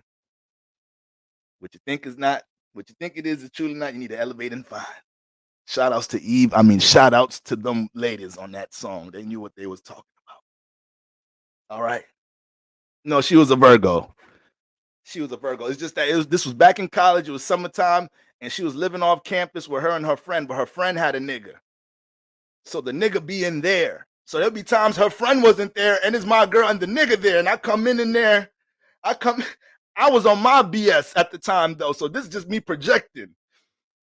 I know I'm on some BS. I come in there trying to look for things like, you cooked today? Yeah, what? Your plate is in the mic. You gave this nigga a plate? Like, I asked him if he could ask him if he wanted. Is enough for people in the house?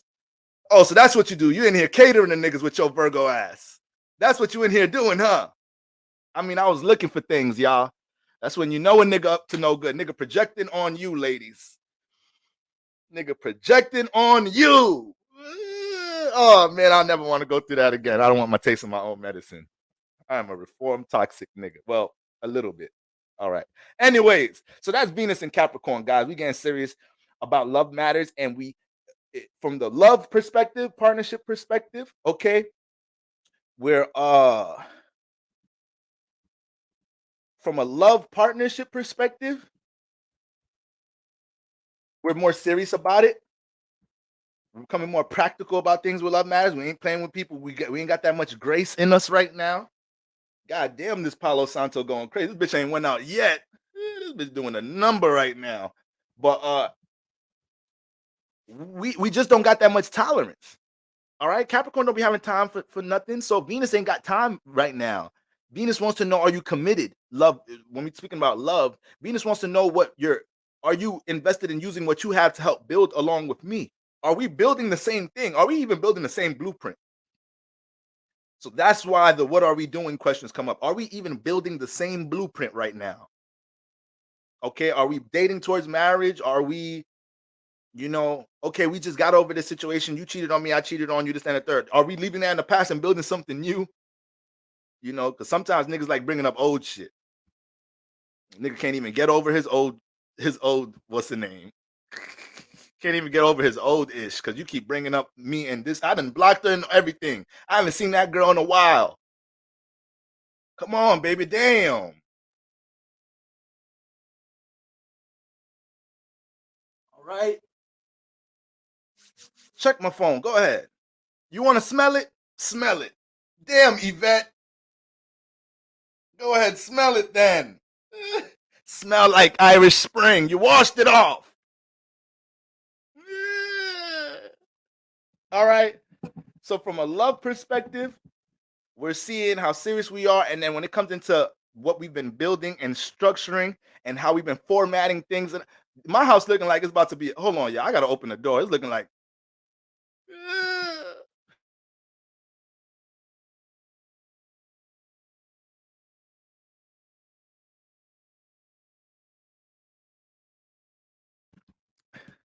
smoke detector finna go off any second in this mug. Sage, go out. Paulo, damn. This full moon got niggas lit for real.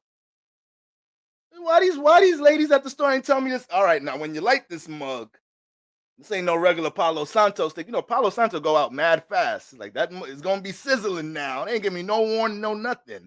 They probably just seen my crystal jewelry. They see me coming in there already asking about, do you got this crystal? They're like, oh, that nigga know he's spiritual. He already know about shit. They felt like they didn't have to prep me about nothing. But and then from what we building and structuring, guys, that's basically what's going on. Venus and Capricorn. We're learning how to find satisfaction in the process, learning to love the process, love working with the new restrictions, loving discipline, guys. Discipline is love. Discipline is a form of self-love. I mean, Sister Ayla, how many months we going on now with my membership buddies? With Sister Ayla, Ebony. All right, what's this, about 3 months now? Shout out to the green dresses and the green suits. I know Brother ER ain't in here. Okay. But guys, discipline is self-love. This is why, when I found myself dealing with attachments these past, especially during Saturn return, that was tough. Understanding what phase of life I'm going into and still being amongst the attachments. So that's why we have to have church, guys, because we can know these things, but application is a different thing. Application is always a different thing. We can know all the spiritual ish in the world. We can know what transits going on. We can know everything going on in our solar return. We can know this, that, and the third. Application, guys, that's everything. So I used to be the most depressed person in the world at certain stages in my 20s, understanding what this attachment is doing to me. I know I'm ruining my life. I know I'm capping my potential right now, being attached to this, that, and the third. I know I'm not loving myself right now. I'm not loving myself. All right. And it gets to a point you got to understand discipline is, showing God, universe, I appreciate this opportunity in life in general. Right. But we know discipline is probably one of the hardest frequency vibrations to sustain in this realm because it's so easy to deal with attachments in this realm. And we came into this realm with attachments. Ain't nobody come into this realm with no attachments. From a karmic perspective, we all have attachments. You may not have no real like soul ties with anybody, no intense soul ties or anything, but do you got some type of attachment if you hear? You may have an attachment to how you look at how you deal with the flesh and how you look at sex. You may have an attachment because you haven't went lifetimes not being able to have healthy coping mechanisms. So you're always using ways of the world, substance of the world to be attached to it. You might be a vegan and a super health guru, and you too attached to grass and grounding and trees. That's still earth. You're still too attached to earth. All right. Just because you grounding your feet in your backyard and by a tree don't mean you more spiritually lighter than a person that's dealing with so much energies around them, this, that, and the third, that don't get a chance to do that. You know, everything is about what you attach to inside, what your frequency vibration is smothered with. All right. So this is why meditation and that sense of detachment and that sense of being with spirit and blah, blah, blah, and cliche talk about spirit. That's why all of that is important. That's why right there. Because all of us came in here with attachments in general. But that's just a little gem about this earth right there. And let's get into it. Venus in Capricorn. Okay. We're going to start with Capricorn. All right. Just so we can make this easier as our flow.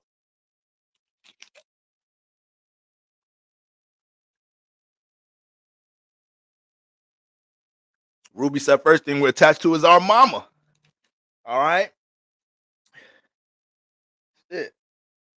I know I used to have some mommy issues. I know I used to project some of that.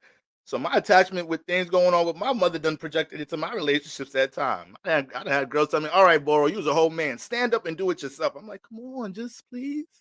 Do it for me. Go cook for me. Make my bed, do this. It's like, this nigga's a big baby. A 6'5" baby. Damn. I was like, damn, life hard. I got a lot of Saturn placements. If I'm dealing with a woman, you got to make it somewhat soft for me. I don't care. These ain't daddy issues or mommy issues. These are Saturn issues. These Saturn issues. That's what these is. All right. Go make my bed and some French toast. Matter of fact, I don't want French toast. I'm feeling a little nostalgic today. Let me get some of them cinnamon toast bites. Let me get some of those and a little glass of Tampico on the side. All right. I always used to look at niggas weird that could eat cereal and have a glass of orange juice. I'm like, what type of mixtures is going on here? All right. You're confusing your taste buds. What's the orange juice or the apple juice on the side for? You're drinking cereal. It's too many fluids mixed. You know, melanated folk, you already know dairy and milk is one thing already. You already know we ain't got the best history with that. You gonna put some apple juice, orange juice on the side? You must have some Caucasus Mountains ancestry in your lineage or something. It's giving me Caucasus Mountains vibes.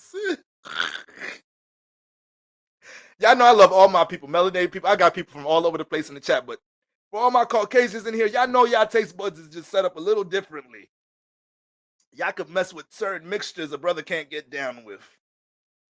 All right, but listen, come as you are. I love y'all. We all spiritually inclined in here. You're white, red, black, yellow, purple. All right. Capricorn, guys. All right. Venus in Capricorn. All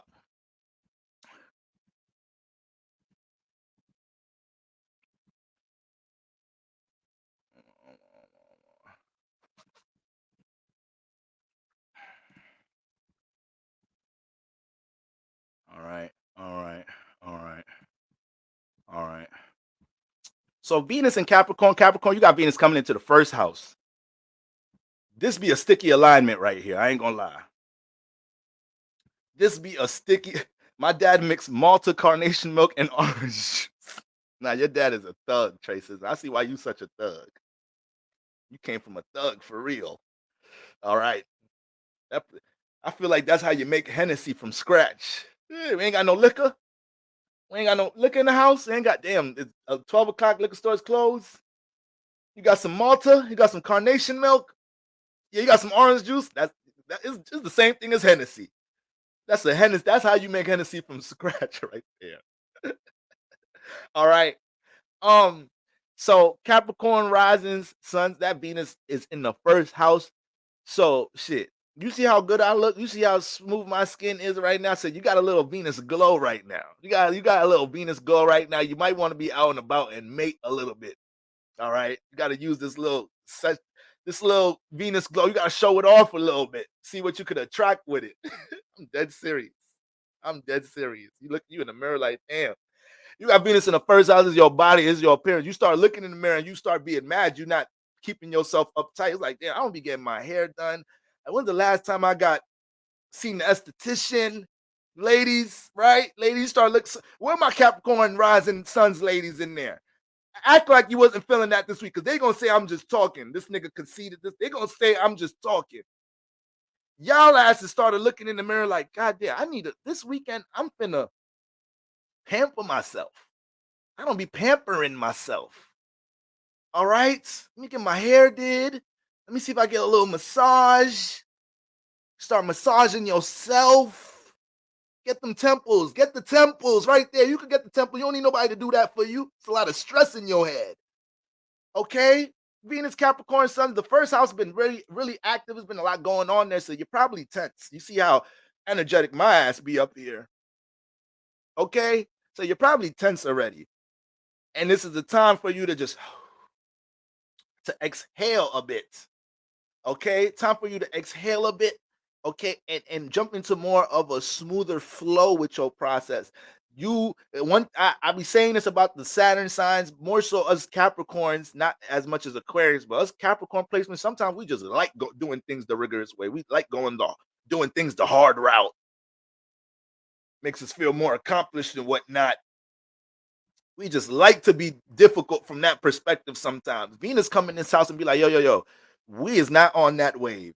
All right, I get it. Capricorn, the first house, y'all be everything here is just intense and right.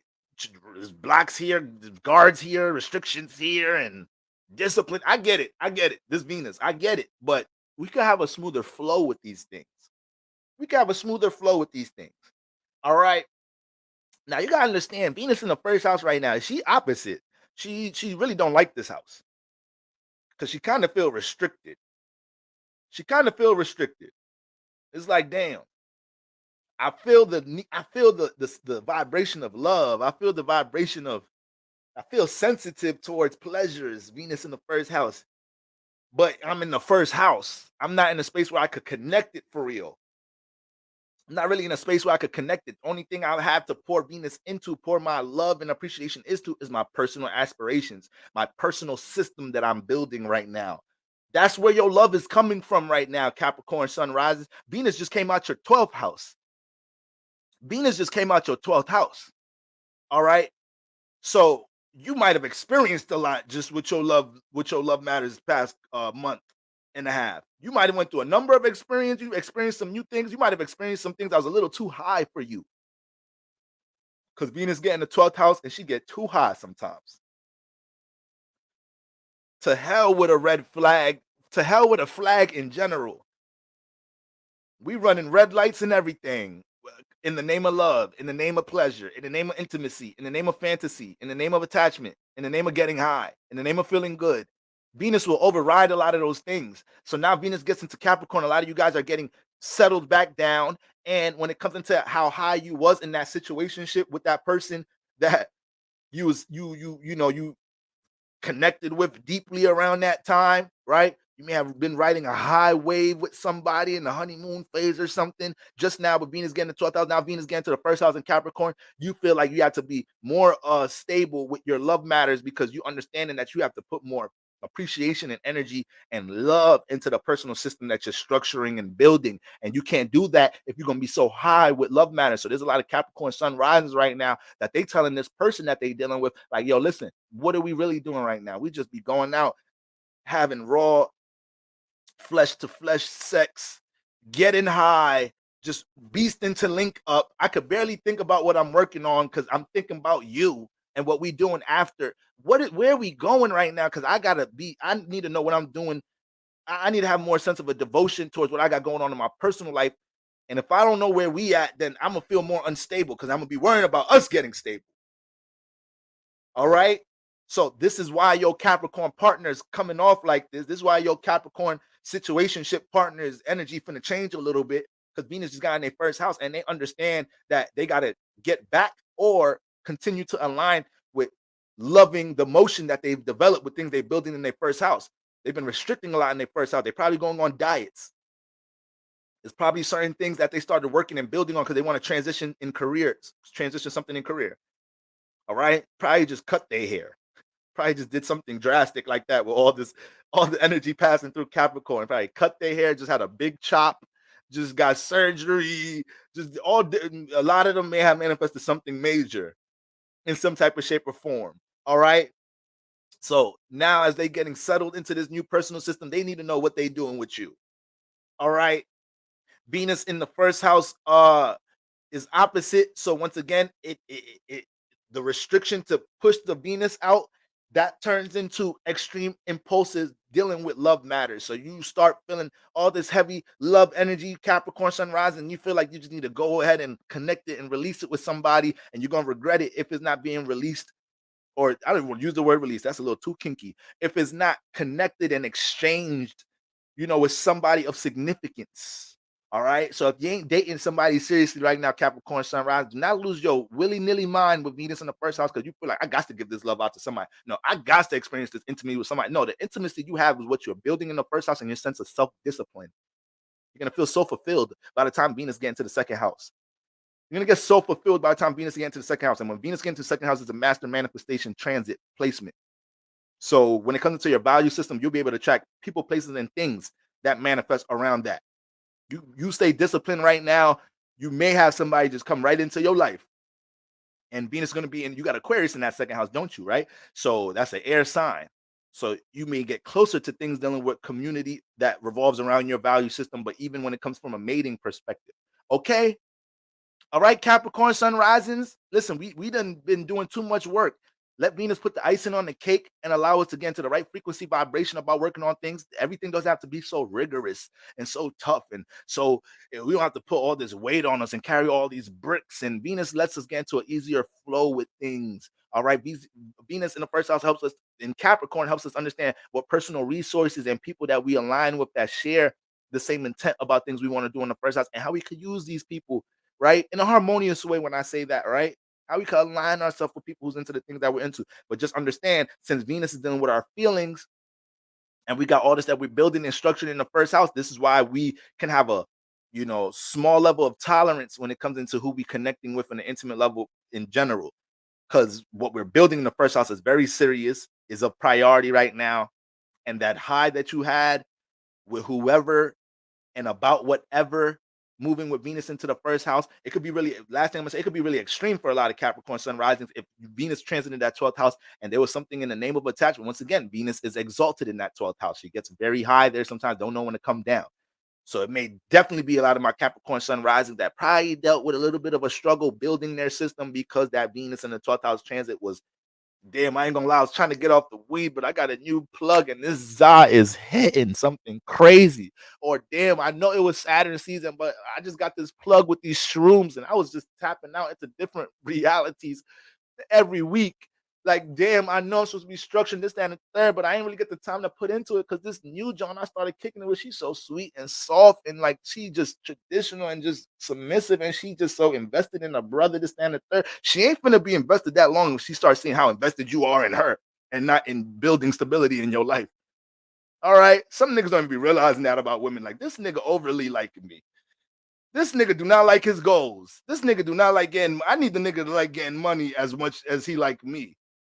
You niggas be losing. What I do wrong, Bora?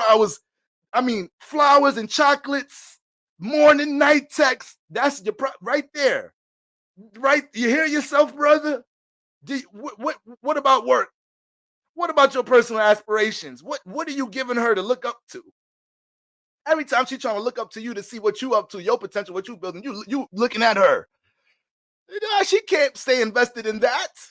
All right, her moon, what you got to give her moon something to reflect. Where's your sun at? Your sun all up in her ish.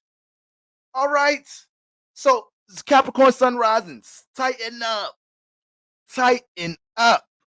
All right, Aquarius. Aquarius sun risings.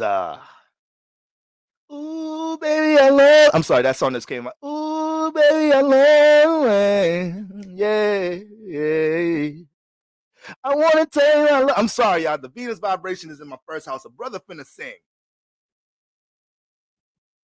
All right. God, DJ. Ooh. That ooh go crazy. Don't lie. Don't lie. Y'all. Ooh, baby. Y'all like that. You ain't got to tell me. I know you like it. Ooh, baby. All right. Give me a little Maxwell vibes. Hold on, y'all. We're going to go to a little intermission before we move on to Aquarius.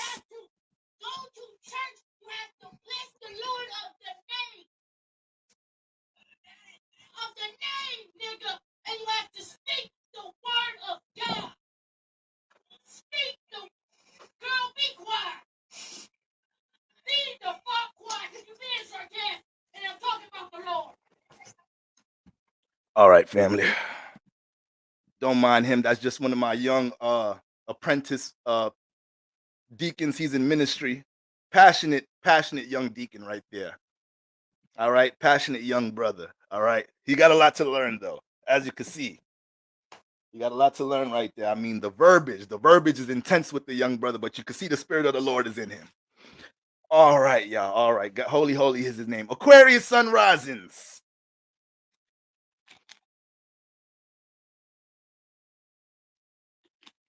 All right, it's about time.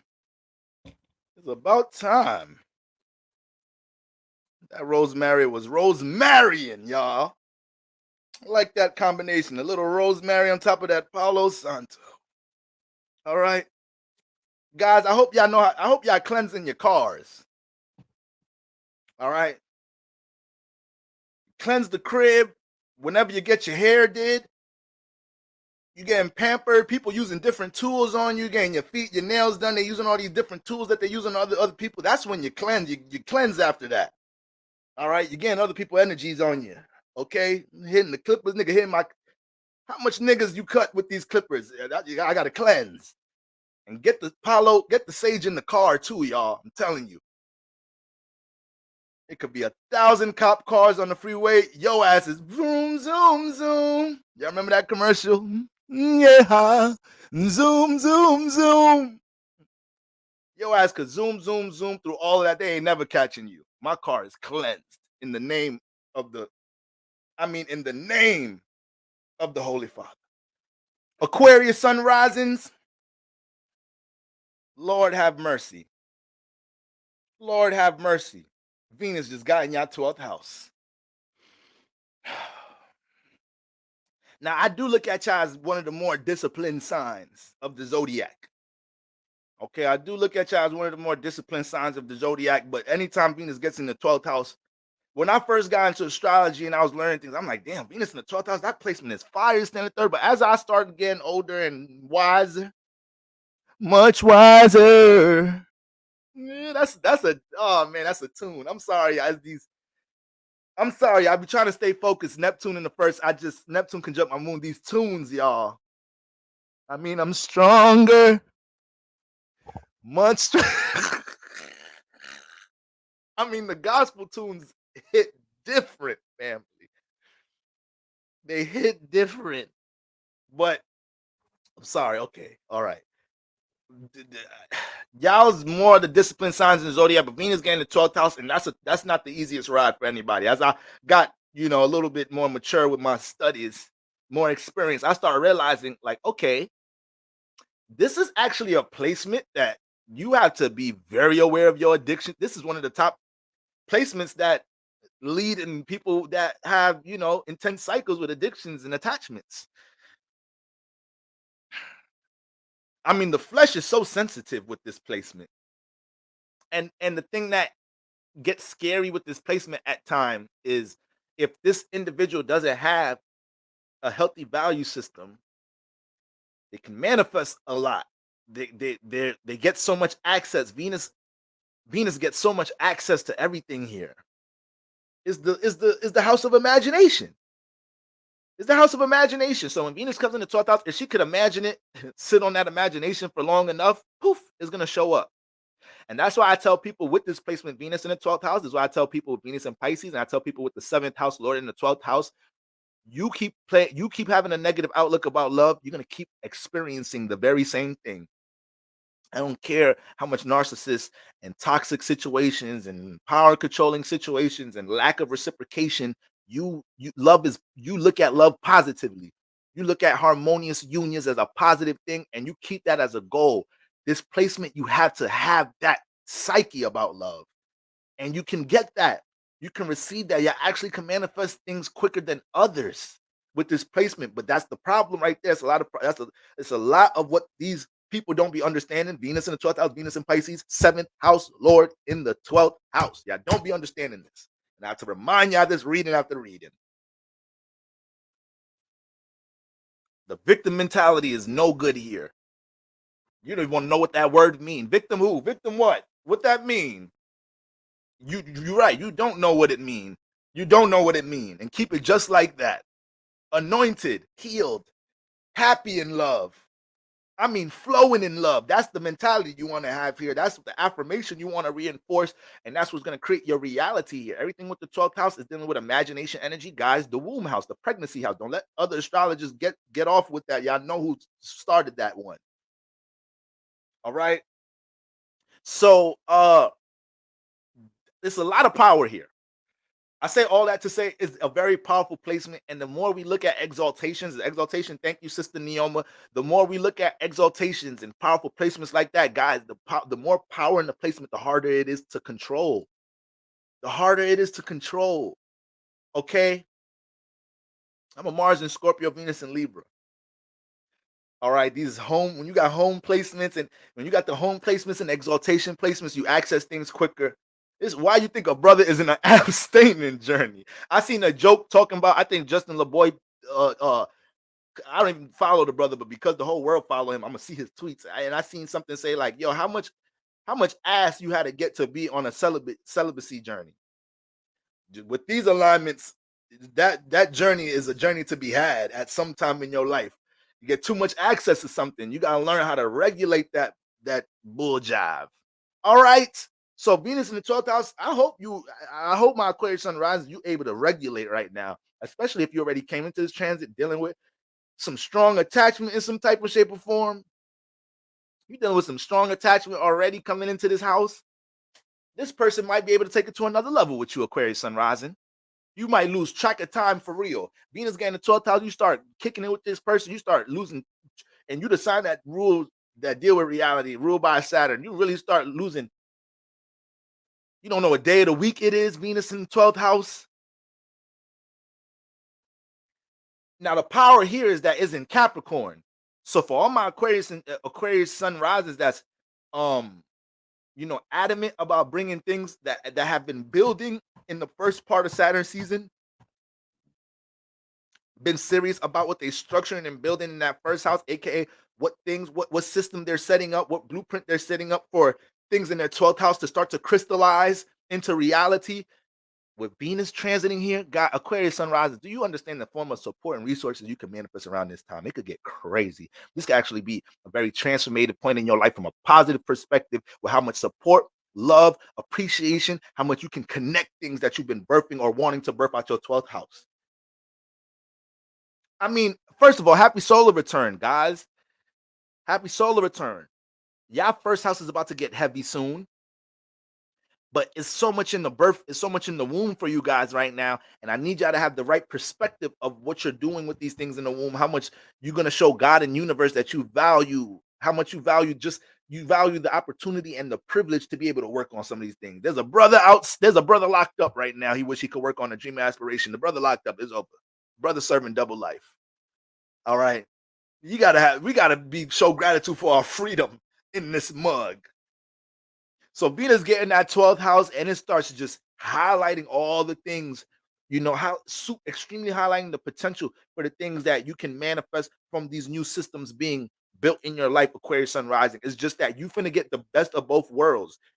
You want to lose yourself in overindulging in things with attachments and your pleasures, so be it. You're going to be able to do that. You want to gain a lot of momentum and progress and unseen support right now, there's going to be support from somebody from a hole in the wall. This is the 12th house. Anything come out the 12th house. A squirrel come in your goddamn house and help you with something. Yeah, listen here, brother. Look, all you got to do is, and it's the 12th house. All different type of mystical things happen here. All right? Brother squirrel can come in your life and help you transform something. But that's seriously what's going on there. You know, Venus in Capricorn in the 12th house. If I seen that placement in the natal chart, I'm already looking like, damn. I already know that this person is doing a lot of construction work for the mess that they create at times. And you know, Capricorn is ruled by Saturn, so this is already somewhat of a karmic place with Saturn influence. So I'm like, all right, I know this person is already having to do a lot of construction work in their life for how much steps they take back because of overindulgence. But then I also see how much times they super impress themselves when they're able to reel in support or see how much they can build something out of their imagination when they get focused and concentrated. They think they had to hold that focus and concentration for 90 days. And in 40 days, they got this much done and attracted this much. And they get so impressed. But sometimes you get so high off your glory. Sometimes you get so high off your glory. Venus in the 12th house, you be on your high horse a little too long.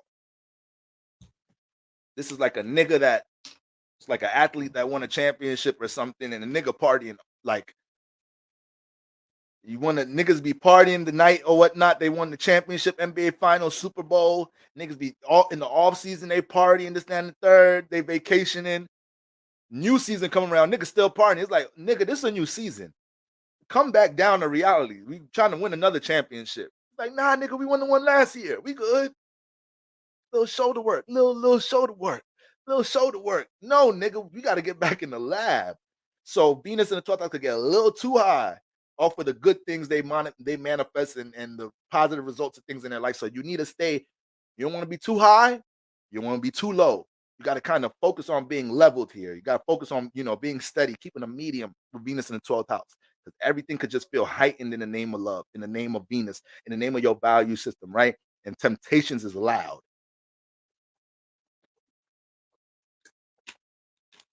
All right, Aquarius sun rising. All right, happy solar return, people. Happy solar return. Pisces. And by the way, Aquarius sun rises. Venus just came out your 11th. Wait, yeah, Venus just came out your 11th house. So yeah, Venus and Sagittarius translating the 11th house. I'm pretty sure you guys either had people fall off y'all social meter, or people got added onto it in the name of value systems being aligned and beliefs. All right. Venus came into your 9th house and was trying to see who shares the same beliefs as me. If people in my life that's already in my life don't, let me fall back from them a little bit so I could continue to crystallize my belief system, continue to build my relationship with the things I believe in my life so I could attract the people that believe these things. And that may have manifested in some people. You get into a closer environment in some type of shape or form in that way. These are some relationships you need to water and nurture throughout the process of Venus in your 12th house. If you bumped into somebody, you got closer to some tribe group, or like I said, you may have Venus in the 11th house. You might have ran into somebody that you know, somebody that you're dealing with on an intimate level, and you're feeling things you never felt before. Okay, when you meet that person and you start feeling things you never felt before, this is how you know it's a past life occurrence. When the comfort zone is developed in 48 hours, that's when you like, all right, we ain't just do this. This not our first time doing this. This can't be our first time doing this. I want to tell you I love you, and I only knew you for 2 weeks. Why do I feel like that? I don't even like using that word. I mean, 2 weeks, I want to tell this woman I love her. I'm going to scare her off. Should I?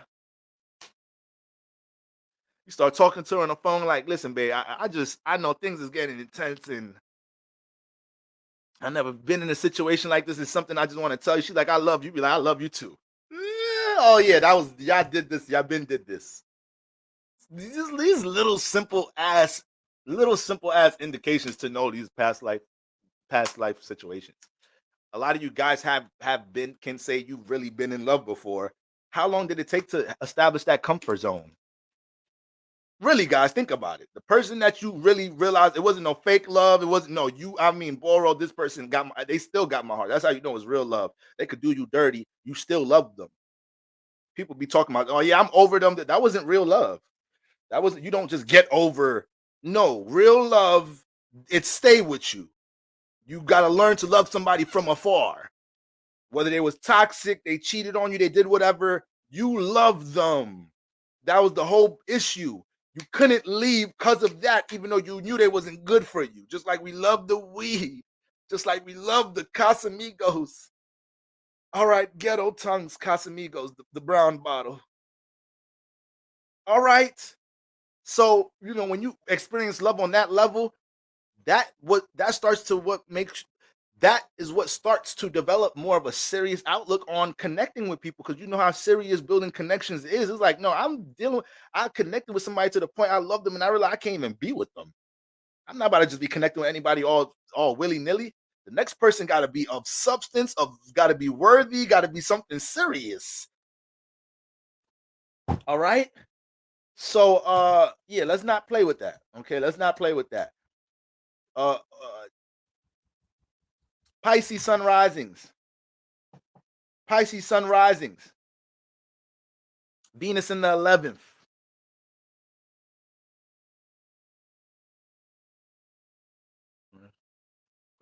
Yes. Venus in the 11th. Pisces sun rises. Venus just got out y'all 10th house. So y'all either are feeling like y'all took advantage of opportunities to see things progress in your 10th house. You may have manifested some help, some support with something you doing in the 10th house. You may have found somebody to relate to, build with 10th house aspirations, got that promotion, started dating somebody in the workplace, got you a little romance thing going on in the workplace right now. All right, I don't know how it would be when Venus transit them earth houses. Okay. But with all that being said, or you could also be in the frequency vibration where you feel like, damn, I didn't take advantage of all the Venus opportunity that was coming in my 10th house. Niggas get Venus transit in their 10th house, y'all start getting opportunities you don't even deserve. Niggas start getting a promotion they do not deserve. All right. This Gemini nigga lazy. This Libra nigga coming late all the time. How the fuck this nigga get the promotion? This Virgo right here. This is the Virgo Capricorn. All right. Yeah, because they doing the boss. That's why. Gemini, Libra, Leo, they doing the boss. That's why they got that promotion. All right. You need to find out what higher up you could get in the sheets with to get your promotion. All right. You gotta think smarter, don't work harder. All right. Some good Libra advice right here. Okay, all right. Y'all know not to take me too seriously. No, I'm serious though. But Venus in the 10th house. Venus in the 10th house. That's how it is. You probably feel like, damn, I had them opportunities. I seen how if I would have poured into my 10th house some more, how I could have made things travel a bit more. Right? In my 10th house with the things I'm building, this, and the third. There's some Pisces sunrises out there. Now, my Pisces sunrise has been grinding. A lot of y'all been, like I said, I've been interacting with you. I've been like, what's good, brother? Be like, I ain't got the time right now, bro. Like, okay. All right. You got to be too intense about it now. All right. So my Pisces suns and risings, brothers and sisters, they ain't been playing. You think they Capricorn, you think they Aquariuses right now, the way they moving. All right. They're going through a lot of new realizations about their potential of what they could build and structure with some concentration and focus. And that's going to be a continuous cycle as Saturn is in their sign. So the fact that Venus transited a Saturn house in some type of shit. Oh, yeah. And by the way, Sister Ayla, sorry, I'm just thinking about it right now. Your email. I'm going to get to that. All right.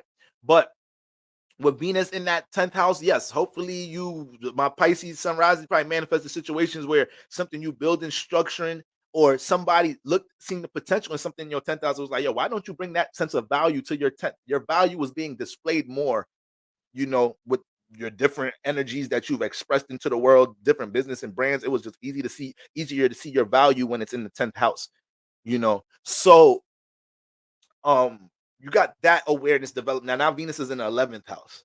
Okay, Pisces sun risings, you need to keep a sense of tolerance with how you divide your time in the world with people and social groups. And I have to really enforce this on y'all because Venus gets in the air house and she low-key lose her mind in here too. All right. Yeah, brothers and sisters. What else I'm gonna call my family? All right. What else? Y'all get mad when I say hoes.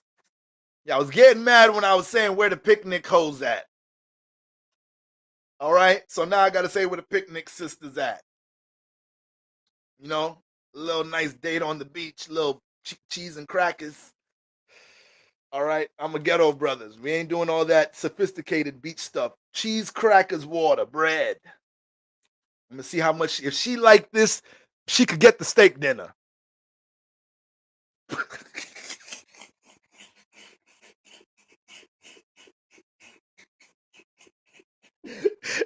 If she bangs, if she could get a line with this cheese, cracker, bread, water, sugar milk meal on the beach, I mean, she finna get this filet mignon next week.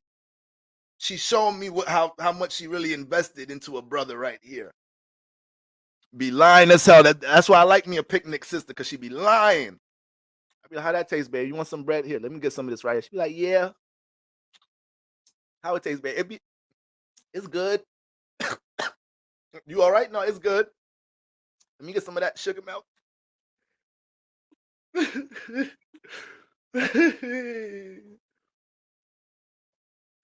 I love a sister that lie because she want to be with a nigga.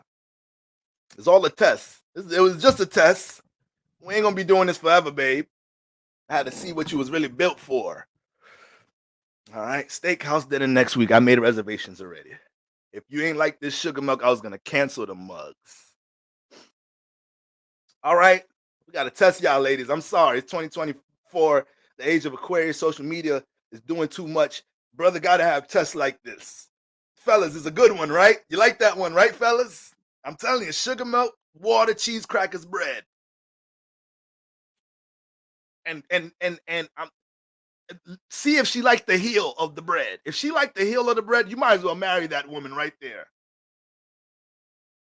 If she liked the heel of the bread, brother, she's a keeper. You ain't bitching about the heel. No, I love the heel. It's like more buttery.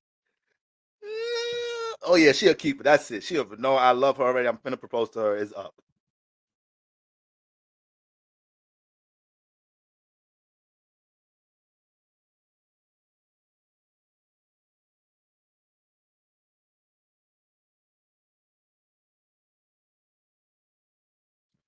She don't even know. She ain't capping about me though. If she like that. Okay. Anyways.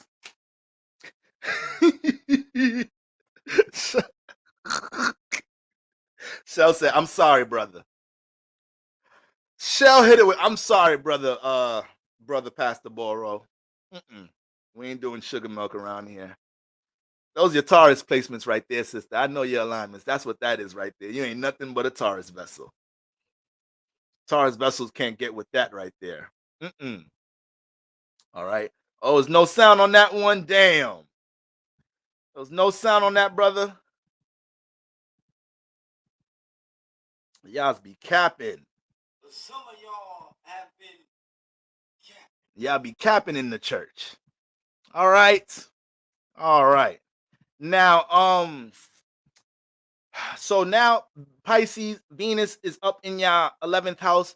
And that's the thing, man. Venus getting these air houses. She get a little crazy in there too. Because what Venus loves, she loves to relate. She loves to socialize. She loves to connect. So she get in there. And it's important. This is why I need y'all to be very tolerant of y'all time and who y'all spend y'all time with and divide y'all time. Because Pisces, y'all know y'all as much of a humanitarian as Aquarius. All right. It's really both of y'all. I mean, Pisces and Aquarius share a lot of energies, but you know, you as much of a humanitarian as any other sign that we look at as being charitable and giving in the zodiac. So now you got Venus in the 11th house, and Pisces. You cannot be giving and helping and trying to stabilize every group or association and partnership you run into just cause. And people will try to guilt trip you with Venus in the 11th house. We ain't doing that. We ain't doing that. You know what you're working instruction towards right now with Venus in the 11th house. Another thing is, guys, wherever Venus is transiting in your chart, that's also where mating potential is at. So I already tell y'all where Venus is at in your chart naturally, where your 7th house lord is at. Look at these two houses Are these not the areas that you've manifested a lot of your relationships? Are these not the areas when you be in? Really look at it. Venus in the 6th house. Don't you always run into some type of work romance situation, or like you're trying to build work something and you run into somebody you love in that situation? Venus in the 7th house. Ain't somebody just always trying to holler at you in general? You know you about to go to this cookout and get hollered at. You know you about to go to this new school, this new job, and somebody gonna try it. First week.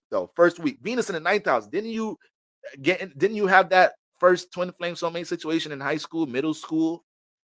Venus in the 3rd house. Didn't you meet your most significant love or had that first intense relationship sometime in your early adolescent stage?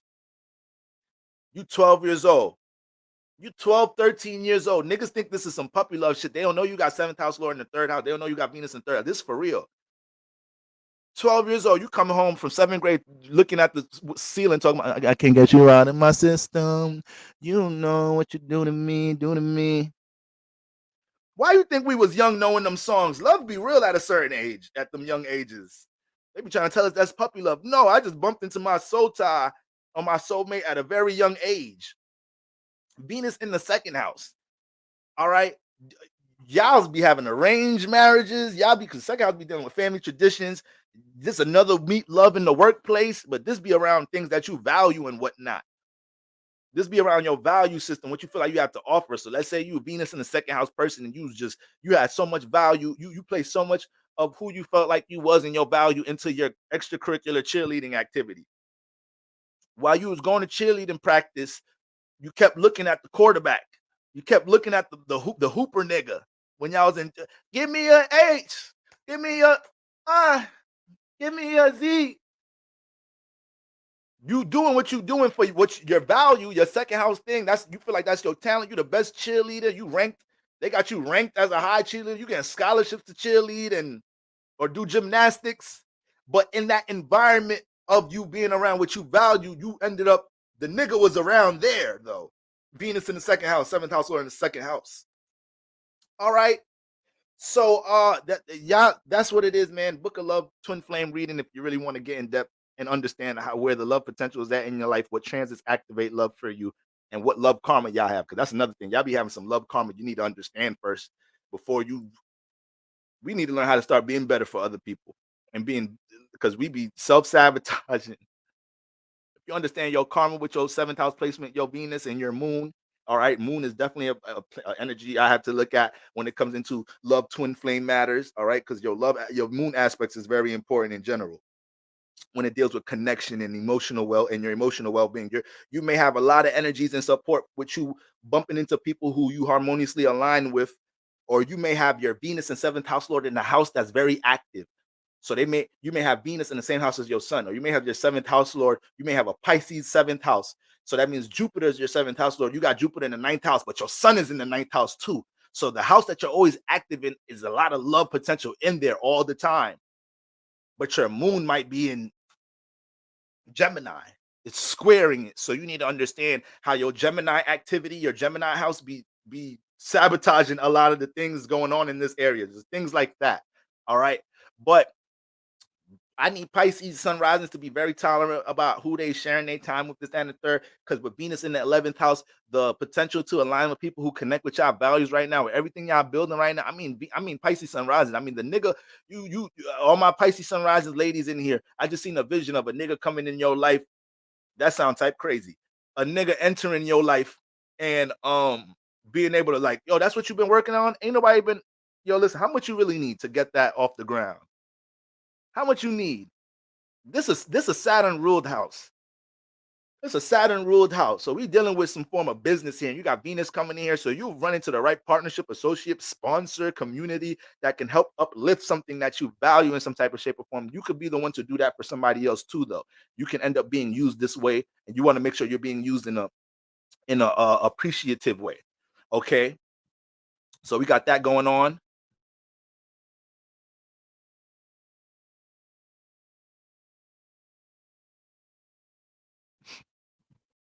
Okay.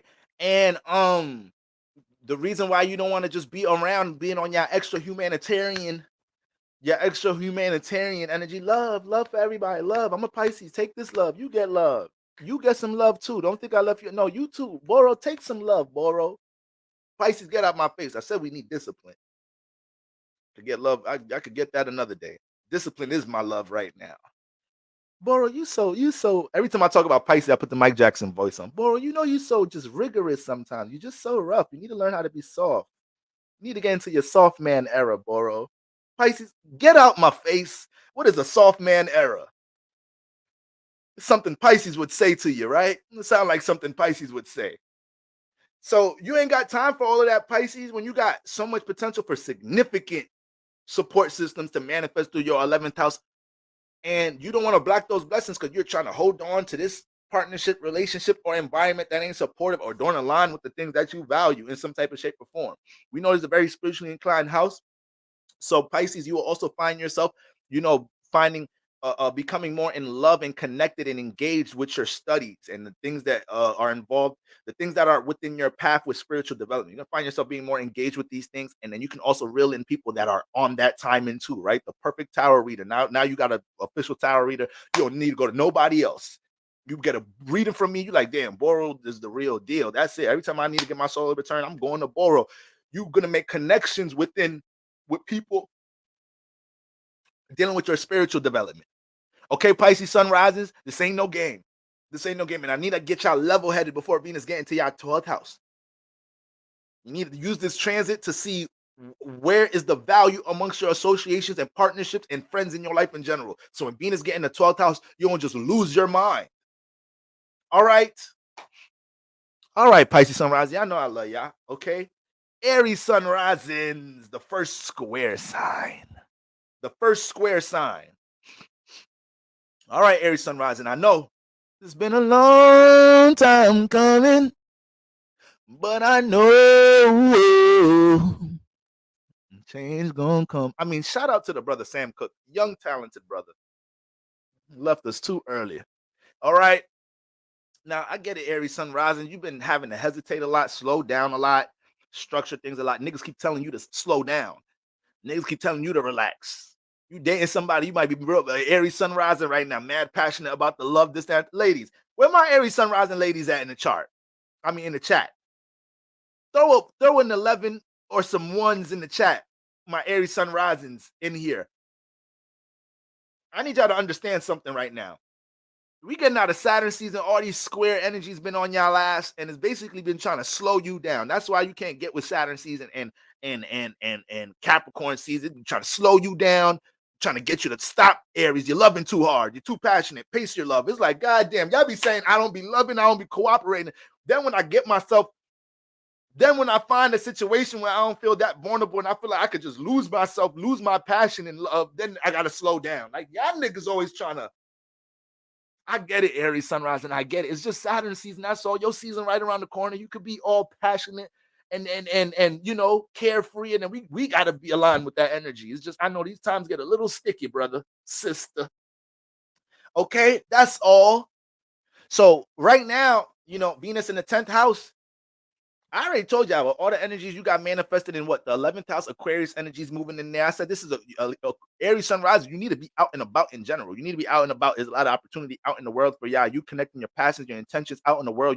You being adamant about having conversation with people you don't know, seeing what other people are into, seeing how you can connect with other people, this and the third, finding your group, finding your tribe, honoring your own personal development so you could get closer to tribe and seeing what friends enable you, this and the third, what environments enable you. That's the bag you need to be in right now. And that's why it's been more of a steady time. Once again, it may feel like Aries, you in a little bit of a retrograde period in general. There ain't even no retrogrades, but the retrograde is Saturn season saying Aries, more format, more structure. Tremendous things can manifest if you're able to align your intention with a blueprint. And I say that all the time. When Aries says, you know what, I'm going to just take a little bit of time to put this passion in a container, it'd be over. It'd be over. There's nothing stopping the Aries. There's nothing stopping the Aries. It really don't be nothing stopping Aries in general because they durable as hell. So they're going to get to where they want to get. But they just get there way faster and with less resistance when they're like, you know what, I'm going to just take this weekend to plan it out a little bit. All right, I'm going to take Boro advice. It gets crazy. Okay, so right now, Venus is in the 10th house. Venus is in the 10th house. So regardless of what you got going on with your personal aspirations, this, that, and Aries, you need to make sure you're on top of responsibilities and priorities. The more you're honoring what you're building in the 10th house, and the more you're gaining more of an understanding for how the world sees you, this could be a pivotal time when it comes into revelations and downloads you make as to what you can manipulate in your 10th house. Because Venus gets in the 10th house and you start to understand, people start, expressing the value they see in you. You could, once again, you can run into certain promotions and all different type of positive things in the workplace. Somebody in the workplace itself could mention something. And they don't even have to be somebody in the workplace. It could be somebody in anywhere, but just because it's the earth house, it can manifest through the workplace. Certain people in your life right now, Aries sun risings, could let you know, like, yo, we see your value with this, that, and the third. You never thought about investing in this, that, and the third. I'm telling you, when y'all manifest situations like that, you got transit like Venus in your 10th house, and somebody's telling you they think you have a potential to be this, that, and the third. Or hey, you never modeled. Come to my expo this weekend. We want to I think you got Venus in your 10th. You jump on that opportunity. So it's actually a great time right now with what I see going on with Aries. The more y'all allow yourself to be out and about, and people don't know y'all, no, people do know y'all very introverted sign. I know we joke about the Aries being intense and expressive, this and the third, but not all Aries is expressive. 8 to 9 out of 10 times, Aries is to themselves. But then when they see a spark in somebody, it might be somebody they like. That's how you know Aries be liking you too. You go in the workplace or something, the Aries start talking to you, but they talking to you to the point you can't even get words in. Because they're not really the relationship sign. So they're like, whatever, let me just go talk to them. And Aries talking to you, and they just like, okay, damn, this Aries not gonna let me jump in. But all right, is they just excited about me or something? That's how you know Aries be liking you right there. Either they're gonna find out if you like them first, or their intense expression gonna come off like that. And you have to tell the Aries, like, listen, woman. All right, you seem a little giddy when you get around me. It's all good. You can slow down. You can take a breath. You can take a sip of water around a brother. You even ask me what my name is. What my name is? I don't know, but I don't know. Look, you're too excited, lady. Ooh, them Aries get excited when they like somebody. Excited and nervous. So right now, Venus in the 10th house, man, I'm telling you, somebody, when them signs come and manifest around this time, Aries sun rises, and something is trying to highlight your value in the world, highlight how you can bring value into the world from you doing this, that, and the third through this sense of service, especially if it's somebody you're already, in somewhat of a collaboration with, you're already networking with in some type of shape or form. Somebody saying like, yo, what y'all two are working on, remember, you're dealing with 11th house energies right now. Oh, what y'all working on right there, I got a lot of potential, this, that, and the third. You got to understand, universe and God don't be telling you that for nothing. When you building a business and you starting to feel like, damn, this shit, is this really for me, this, that, and the third? It's going to be that one nigga. It's going to be that one client. It's going to be that one customer. And that's God right there. Like, don't you deviate this plan. Don't you deviate this plan. I didn't get you to start this for no reason. That'd be that little confirmation right there. So when you got Venus in the 10th house, you want to be all eyes and ears open towards these things. There's going to be things heavy on your heart around this time, Aries sun rising, that you feel like you need to bring out, and the world needs to see, instead of you keeping it in your first house. And that's the square here. How does Aries in the first house take their natural creative passions and visionary self and are able to manipulate something in the 10th house for it with Capricorn by building it and structuring it? So for all the Aries sun rising that's already adamant about some personal self-development or transitioning something in career, this and the third, you already being in that frequency vibration, when Venus come in the 10th house, this square is going to go to work for you. The square is going to produce fruits. I tell y'all all the time, you could be the square sign. You could have more of a progressive transit than the trine signs. All right. So that's what we got going on, Aries sun rising. Venus just came out your 9th house. You might feel a little disoriented right now. You may feel like you need to get back into your system right now. You may feel like the Venus got in the 9th house. You also, another sign, may have experienced a couple of new things in the name of love matters, and you started having more downloads about past experiences, and that can have you feeling positive or negative about things dealing with love matters. Sometimes Venus in the 9th house, you start looking at, this be the first time you start dissecting something about your relationship the right way. You was playing victim for 2 years. Venus getting the 9th house, and now you're like, wait, damn. Maybe I self-sabotaged that. Maybe I was a little, maybe I was forcing them to communicate at times. They just wanted me to chill, or they just wanted to you start realizing things, and that don't be the easiest thing to settle and digest.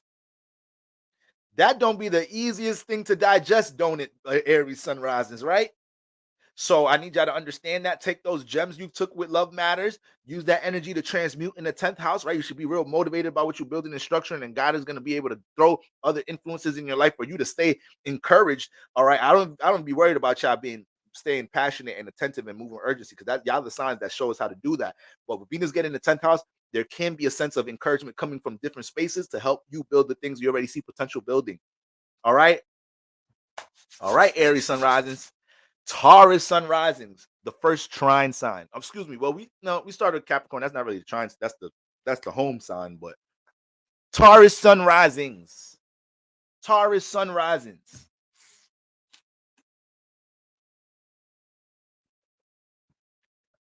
Get a quick intermission. Quick intermission. All right. Quick intermission.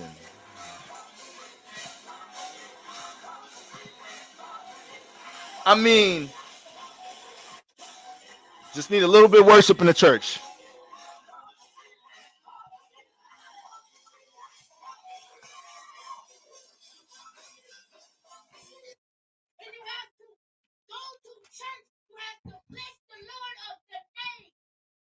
Worship, young kid. It's a passionate young minister.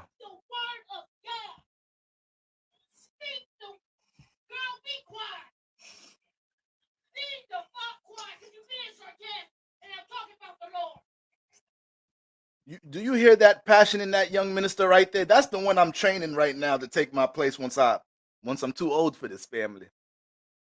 All right, that's the one I'm training right now. I mean, young, passionate brother. He has the knack for it, but it's just he's intense. He's intense. You see how he's just rebuking the other spirits that's cutting him off when he's in the middle of the word? You can't teach that right there. You can't teach that right there. All right. Glory is his name. Taurus sun risings. This is a significant transit for you. Why? God damn, Taurus. I'm not even realizing how fire of a transit this is for you, because you are the trine sign, but this is your ruler.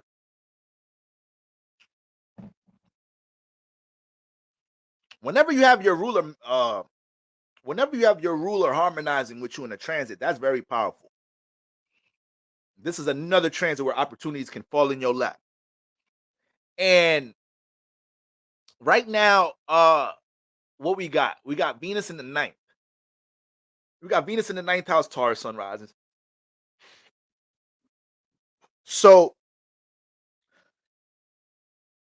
your personal life is directly impacted right now with your ability to soak up knowledge and apply knowledge when it comes into things dealing with your value system. Your intuition, your sense of knowingness is extremely high right now, because the 9th house is already a space where you can see things from an expanded point of view. We know we're dealing with expansion in the 9th house, right, guys? Okay, we're dealing with expansion in the 9th house.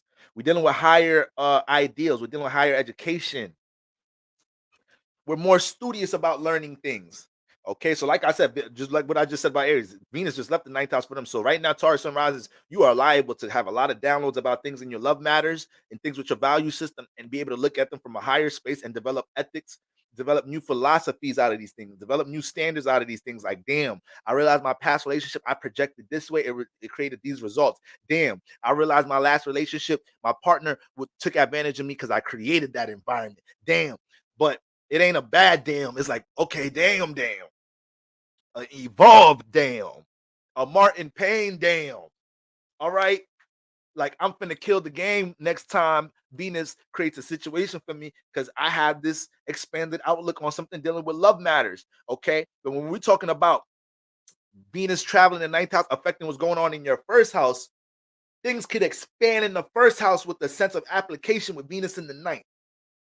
So with the Taurus sun rising that understands that, they're developing this expanded look on their values, understanding what type of people, places, and things to value in their life, but understanding the karma and the result as to what manifests in your life when you give and pour into different spaces, whether you use value in something negative, pouring into a negative space, you value in something positive, pouring into that positive space. You understand how it's going to be a direct correlation to your personal life, but you're going to see these things happening ahead of its time right now.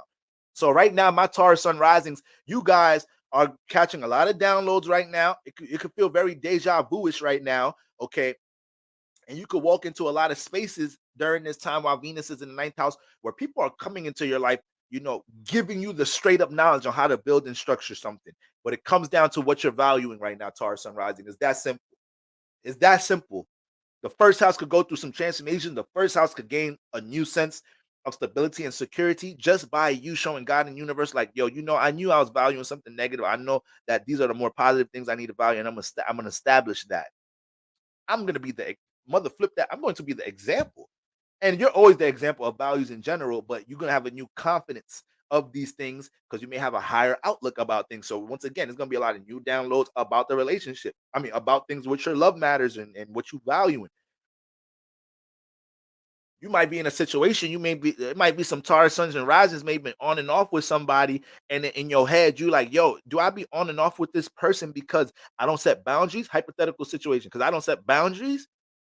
Let's say you off with the person right now. This might be the first time you're realizing this. Venus getting your ninth house. This might be the first time you're starting to realize it's like, damn, it's really the boundaries I don't be setting. I know they love me, this and a third, but they be taking advantage because they not disciplined and I allow it. This person may come back around and try to play with you, and it's just going to be confirmation of the download you just had. Like, look at them.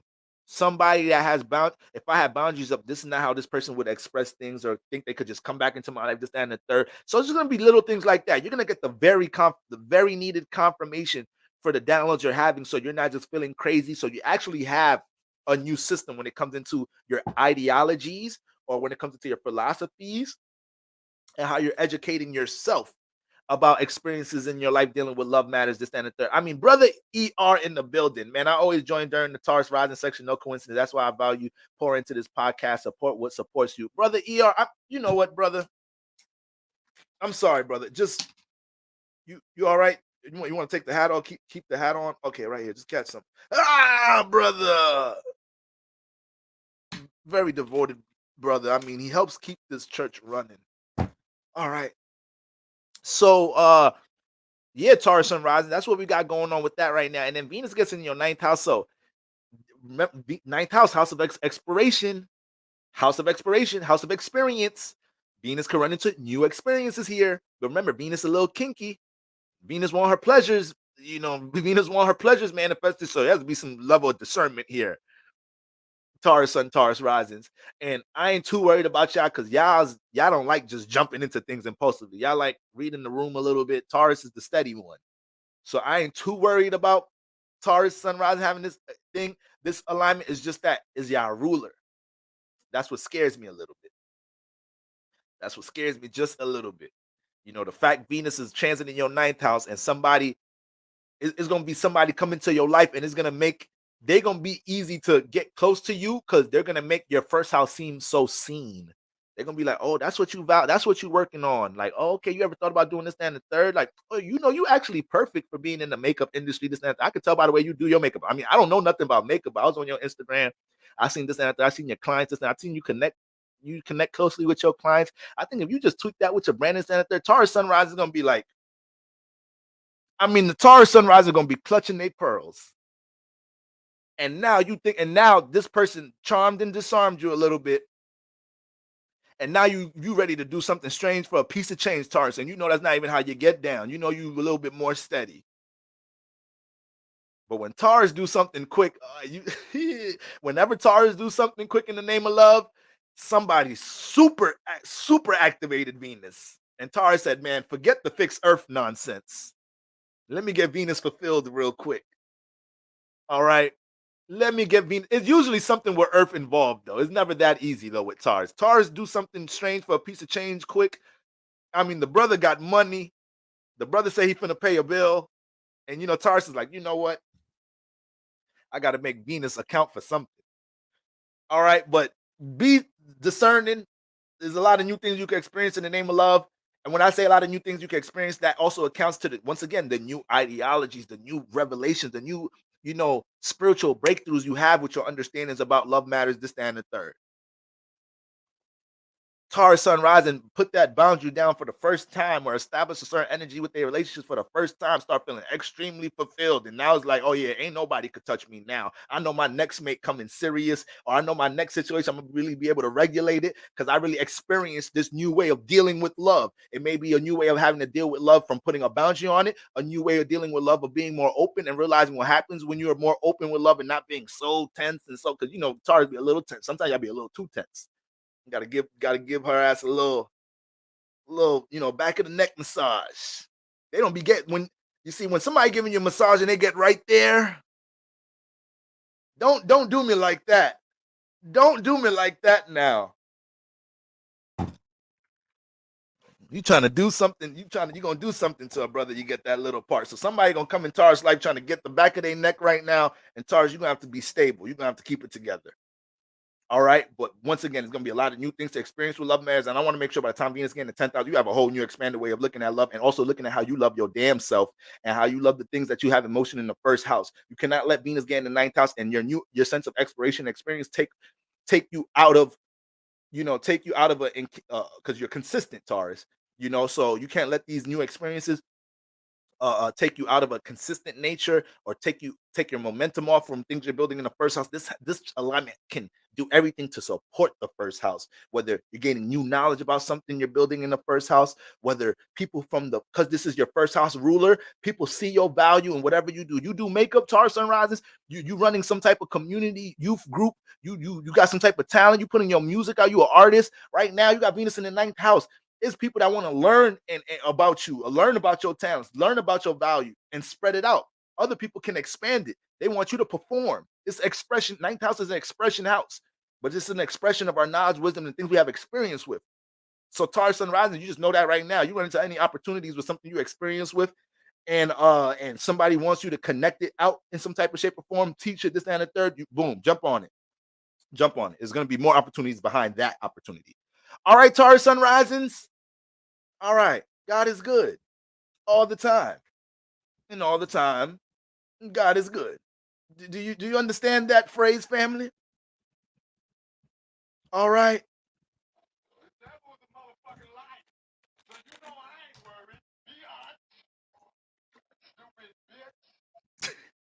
Shout out to Brother Reverend X. These are some church members. I'm bringing out some church members that I've been keeping in the tuck lately. I have to expose these church members. They were a little too intense for the church in the beginning, and I'm allowing them to demonstrate themselves and their energies and display their natural passion for worshiping. We all worship in different ways. Brother Reverend X, I couldn't just bring him out in the beginning when we started this church because, as you can see, brother could scare some newbies off. I know some of you guys have the spiritual tough skin for a brother. Run the clip. Brother Reverend X is something else, y'all.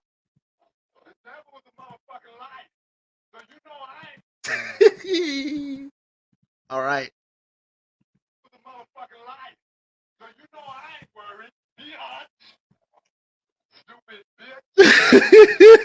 It's the stupid biatch at the end that really puts the icing on the cake. It's all different types of ways of worshiping, though. All right. All right. God is good. Holy, holy is his name. Shout out to Brother Reverend X. All right. I just bring him out every once in a while. You can't give him, if you got kids in the church, you can't let him go too crazy. That's a brother you got to retain right there. All right. Somebody help me out with that. I'm trying to figure out with the soundboard how to really flex that. I don't even know what to do, what app to use, this, that, and the third. Okay. I'm just bringing some new church members into the group for y'all, though. All right. We got Reverend X. I got Sister worshiping, looking like she done got. Sister looked like.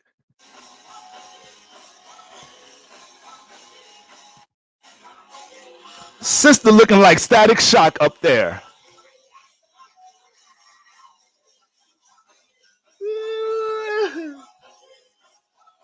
All right, you got to walk with Jesus.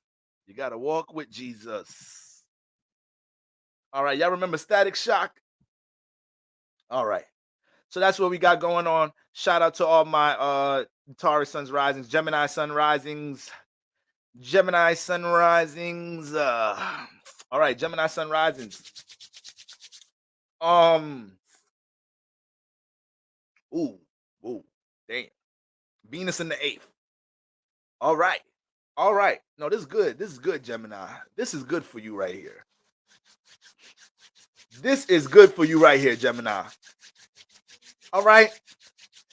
Gemini, Venus just got out the 7th house. All right. It just got out your opposite sign. So Lord knows what type of fruitful things you might have manifested in your love life. You know, hopefully you were able to find more, understanding, relatability, build more of a connection with a loved one, somebody you're dating. That's definitely a strong mating transit. Might have started a honeymoon phase with somebody that's standing 3rd, or with Venus transiting the 7th house when you're single and you're not really getting into a situation to mate heavy. This is also a placement where you start to download heavy about things that can support the successful results in your relationship life. Okay. And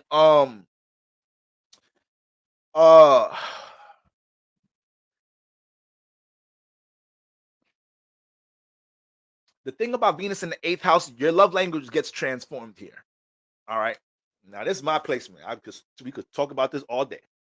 When Venus gets into the 8th house, there's a number of things that can manifest as far as love language being transformed. You can realize, here that you're not loving your true passions and motives as much as you should.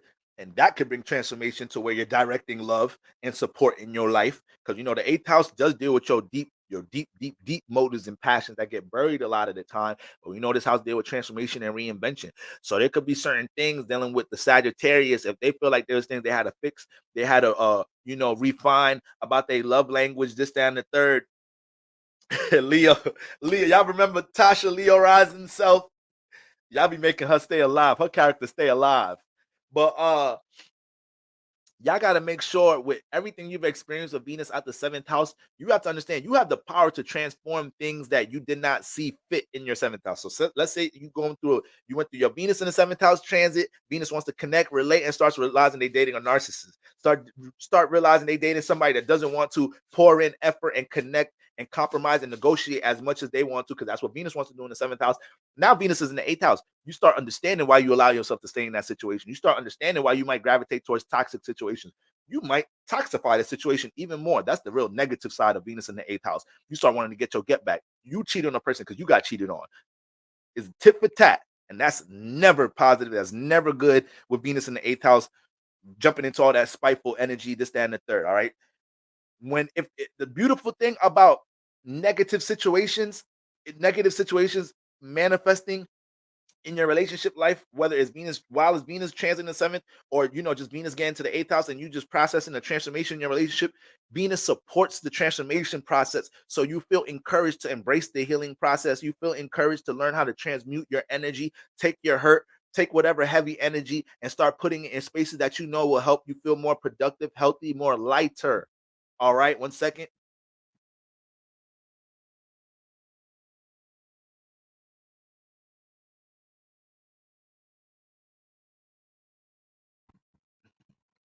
Okay.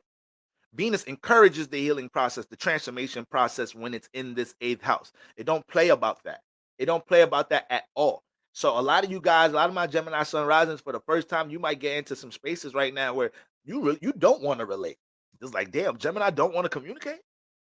Gemini don't want to relate. I'm telling you right now, if you're messing with a Gemini sun rising, or Gemini sun rising in your life in general, and they're like, yeah, I ain't fucking with the hoes no more right now. I'm good right now. It's like, did my Gemini bro just say that? All right, ladies, you talking to your Gemini sun rising girlfriend, and she's like, yeah, I realize it ain't healthy having a rotation. I'm gonna just wait to fuck with one nigga. Oh my damn. Oh snap. Gemini sun rising turning a new leaf. Okay. You get sensitive towards the healing process.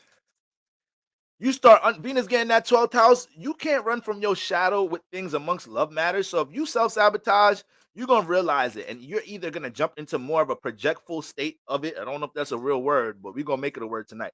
You're gonna jump into more of a projectful state of it and be like, oh well, whatever. If I self-sabotage, it is what it is. Niggas hurt me, I'm gonna hurt them. Or you could just realize this is the time in your life where you're going to start taking initiative to heal certain cycles. Now, this is another thing. Like I said, this is my placement. Venus in the 8th house. You got to understand, Venus is scared here. It's like not scared, but it's like nervous and it's like she can't see nothing. It's all different type of things that can manipulate her. She's vulnerable here. You know, she dealing with somebody and then she find out 3 months in this person married. Is you can't have Venus in the 8th. See, this is why I really need to be a dating coach. I really need to be a dating coach. This is why I talk about relationships so much, because I know that I'm here to teach this shit. But you can't have this placement and think you finna be. I got some people in the chat right now to give their testimonies. I don't want y'all to give y'all testimonies because I know they probably dark. But you can't have Venus in the 8th house and just be out here doing whatever, one night stands and dating whoever, not vetting people, and you will end up with something crazy. You will end up with something manifesting a deep transformation in your life. All right? You getting married to somebody that got kids you don't know. Somebody give you something you can't get rid of, if you know what I mean. You end up having a karmic baby with somebody you wasn't even. I don't like this person. I mean, the sex is phenomenal. I don't think I'm ever gonna replace that. I don't think my soulmate could keep up with that. But we having a baby? Oh my damn! This is what my desires got me into. Venus don't play in the 8th house. Venus don't play here, and Gemini, you finna not better play here. You just got out of a Venus in the 7th house transit. Strong mating transit. That transit's dead. It's over now. Don't think you in that space no more and you just get to be out here and exploring. No, you got to be in a reflective, understanding space with your love language. And you got to understand this transit is going to help you to get to the meats and potatoes of why what you valuing may be misplaced.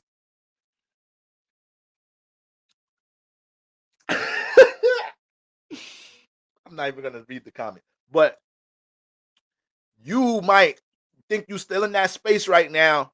You're not in that space right now, Gemini Sunrises. You need to sit your Ash Wednesday self down and take the time to heal or transform anything you know need to be transformed in the name of a negative cycle, in the name of an attachment.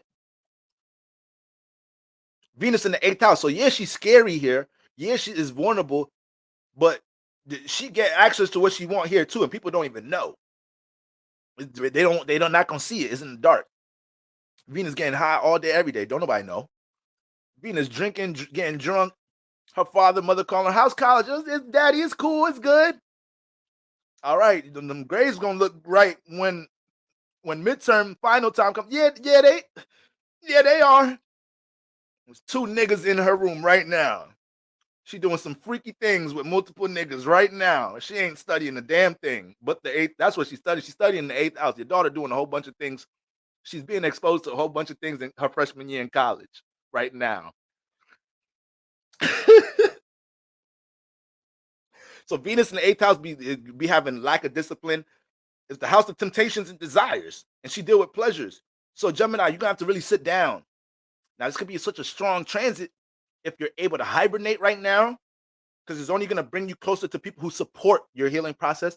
It's only gonna bring you closer to people and environments that support, that want to encourage you to heal and, pour into the things that are important in your life right now.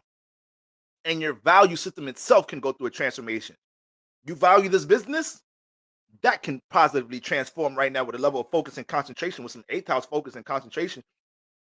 You met somebody with Venus transiting your 7th house with Sagittarius in there. This Venus in Sagittarius too. So you go through that transit, you probably dealing with somebody right now you ain't never feel this mentally connected before. They got you mentally stimulated on a mad different level. You talking about astrology with them, you talking about past life energy, you talking about all of this stuff with them right now.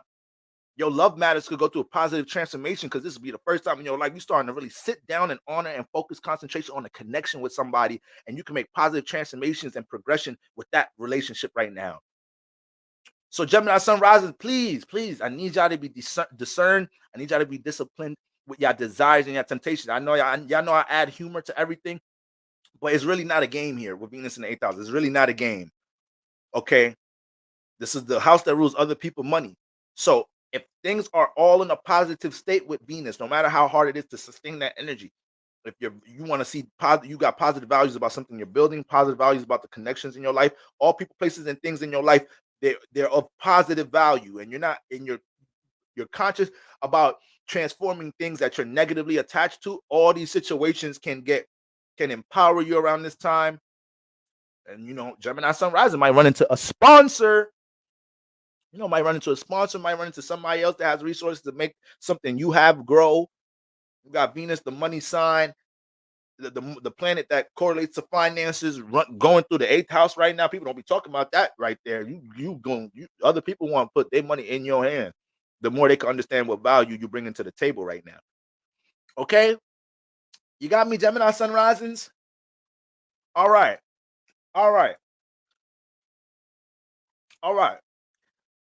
Cancer Sun Risings, opposite sign. Cancer Sun Risings. Y'all ready for this, huh?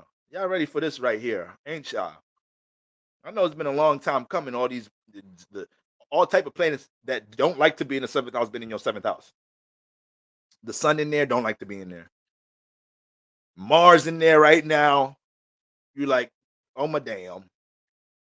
So you're going through all different type of Cancer Sunrise, go through all different type of relationship transformations.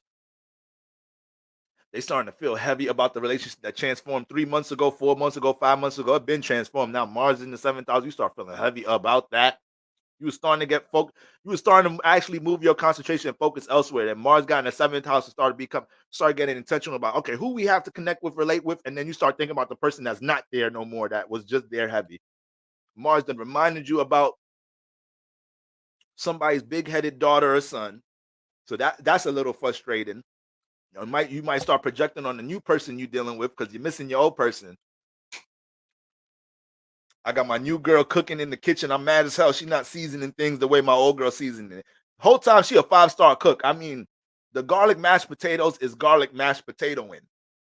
But is not tender the way my ex doing it. I'm taking the samples. I'm like, nah, this ain't it right here. She's like, what you mean? Like, she used to niggas going crazy over her garlic mash. I'm like, nah, I don't know. How much butter you using? I'm projecting on her like, she's like, wait, hold on, what are you talking about? I don't even use butter in. No, I mean, the texture is just, you know what? I think let's just get takeout because I don't know. I think this was a bad idea. She's like, wait, what? Mars getting the 7th house start messing things up sometimes. I promise you. Mars getting the 7th house start messing some things up sometimes in the name of love. That's the chance you got to be easy with relationships. And now you got Venus coming in there. So it's mad passion and love and intensity in the relationship house. So you got to be easy right now. And Gemini Sun Rising, damn, I hate when I remember something from the previous sign for the next sign because it's like, damn, I don't know if Gemini is going to watch Cancer and see it. Damn, I hate when I do that. But I'm just not remembering Gemini got Mars in the 8th house. So they're already in the transformation process, but their desires may be very heavy. So, oh my God, I hope Gemini Sun Rising. Please, guys, please, Gemini Sun Rising in the chat. Please be disciplined right now. You got too much transformative energies in your 8th house. You could get some long-term karma right now, making bad decisions off your desires and not having discernment here. All right, hold it down, Gemini Sun Rises. But Cancer Sun Rises, you're going to have to hold it down with your emotional temperament. You're going to have to hold it down with your emotional temperament right now. Because you're going to be too impulsive in the 7th house. You doing what I just did. You're projecting on this new person. New person did not do any of that stuff your old person did. If you're not in a state to date, let this person go. If she pretty, tell her come to DM me. All right, brothers. If you ain't got time for her, maybe I could slide her in my schedule somewhere. All right. But dead serious, though. Dead serious. You got a lot of relationship transformation going on. But the fact that Venus coming here, that's what starts creating the potential for dating. I mean, for the mating season. So you know if you're in a healthy state. Now, this is the crazy thing about this type of alignment of energies. You could be in a transformative state and the person, like, sometimes we be trying to heal and then somebody come into our life and it's like, I know you're healing, but I could help you with the healing process. You like, damn, why she want to be so understanding? All right. I done told this girl, like, listen, I'm not really in the state right now to date. I'm abstaining. I got mad goals for 2024. I feel like I'm behind with a lot of things in my life. You know, I'm trying to manifest this, that, and the third. He's like, okay, bro, take your time. I ain't going nowhere. I don't fuck with these niggas. You know how I feel about you. Go ahead, do your thing. I'm here. Woman, why you doing all of that? I mean, why you considering a brother like that? You gonna wait for me for real? Stop playing. You really gonna wait for me? All right. You're making me blush. All right. But seriously, you run into situations like that right now, Cancer Sun rising, and you got to take your time. You're in the middle of a relationship transformation. I mean, toxic relationship. The nigga is not, the nigga or the chick, they not appreciating you. They projecting on you. They inconsiderate. They selfish. And in the midst of that, your work crush is like, yo, what's up with you? Like, you still beefing with that nigga? Oh, man. Oh, man. Boy, sure you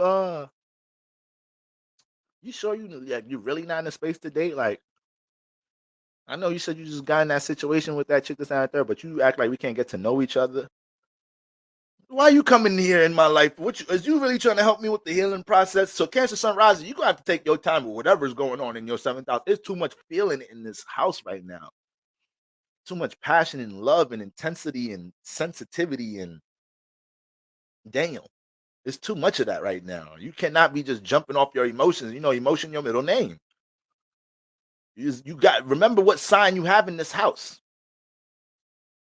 So you always get into trouble when you lead with just your heart. When you just lead with just your heart chakra relationship. I mean, no Saturn. I mean, chest just out.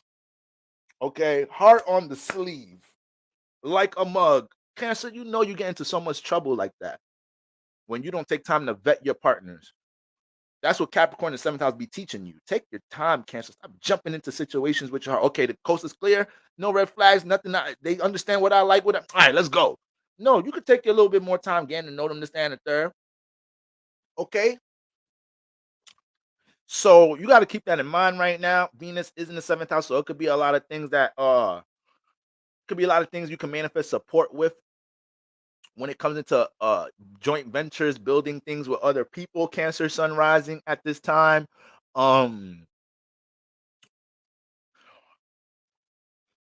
You're gonna have to make sure right now, Cancer Sun rising, you got to make sure right now you keeping a balance between how invested you become in things with partnerships. You're manifesting a lot of situations in your life right now where opportunities to be a part of different groups, associations, partnerships, do things with friends that create new experiences. You're manifesting a lot of those opportunities. I want y'all to be all over it. I want y'all to experience those things, experience camaraderie amongst your peers or, whatever it may be. Just try not to lose yourself too much in the 1st house with all this Capricorn energy. That's somewhat of the challenge that you're going through with that being the opposite sign. You cannot lose yourself personally. So yes, let your heart be a significant factor of what you pick up dealing with connection, of course, because that's your superpower. But this is the season that be reminding you, we got to have a little sense of reality and practicality with who we build connection with and how we vet people for the most part. All right, Cancer Sun risings. All right. Leo Sun risings. Leo Sun risings. That was a motherfucking lie. So you know I ain't worried. Be honest. Stupid bitch.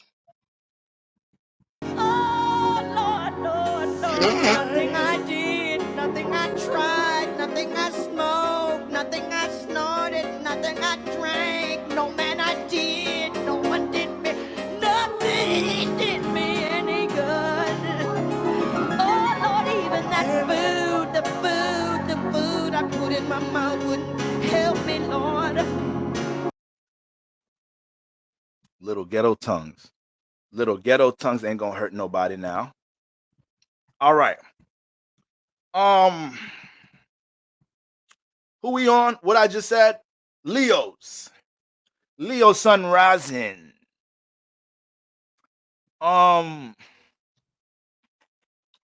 Venus in the 6th house. 6th house is going crazy right now. 6th house going crazy for my Leo Sun risings. They changing things at work. They taking overtime. Or overtime just came back. Niggas is beasting. Hold on, let me close my back door before a squirrel come in this mug.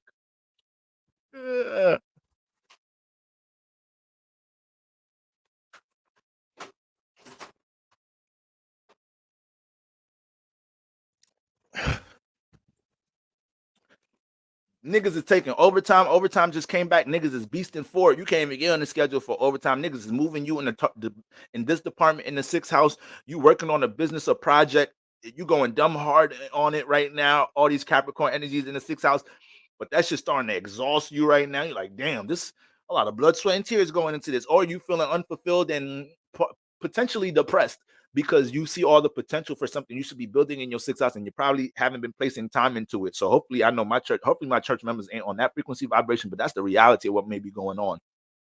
After part 1 of Saturn season through your 6th house, and the Leo sun rising ain't putting no work, ain't put nothing into building a new blueprint, or you want to get out this job space and you ain't doing nothing to transition out of there, this, that, and third. Like, if you content with your career and your job, then that's that. All right. Not everybody got to be a super entrepreneur, this, that, and third. Some of y'all got different purposes here. Some of y'all are supposed to work your career. Some of y'all have a lot of purpose of being a parent. Some of y'all, you got a North Node Cancer. You was here to understand what it is to build emotional connections and have something going on in the home environment and be a part of a family structure. You done been the married, you done did all that structure and entrepreneur and owning business. You done did all that. That's why you access stability so quick. You fell into your career so quick because you're supposed to just deal with that now. All right. But, I'm just an 8th life path Capricorn Saturn head ass nigga. All right. So that's just what be coming off. Like, just I think your cat placements are popping off right now. Dry humor plus getting these readings done officially. Look, I'm trying, brother. It's crazy because I feel like I'm moving well with time, but we about to go into 3 hours. But that's really because the first hour was just a bunch of warm-up energy. You talking about the transits a bit. We really started the reading at 2 hours. So technically, damn. Yeah. So we're going on like 2 hours. But I appreciate that, brother ER. Remember, for 2 months. Hold on, let me anoint this brother real quick, because I'm talking about devotion, consistency right there. All right. I don't those things don't go unnoticed, brother. All right. So so yeah, Leo sunrises. I already know all them different transformations that are taking place in the 6th house. Hopefully, if you feel unfulfilled because you feel like you haven't been putting time and structuring things with your visionary self, that's why you began depressed. That's how the Leo gets depressed. When y'all just fall into situations where you have all these visions, but you ain't pouring into nothing.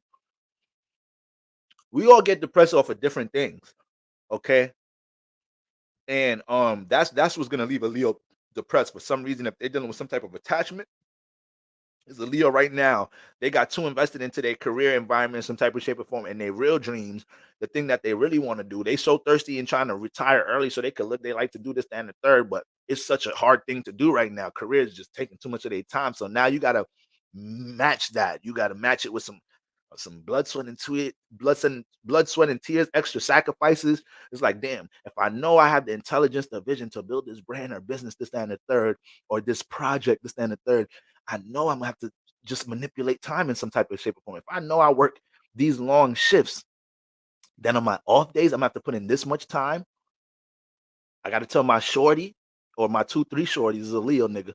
I gotta tell my 2-3 shorties, can't be seeing y'all hoes, y'all sisters a little bit too much. I gotta regulate time with they ass. All right, the things that entertain me in some type of shape or form or whatnot, going out on the weekend, Leo, the life of the party, right? 5th house energy, I gotta tone that down a little bit. I gotta make sure I put in at least an hour a day when I get out the shift.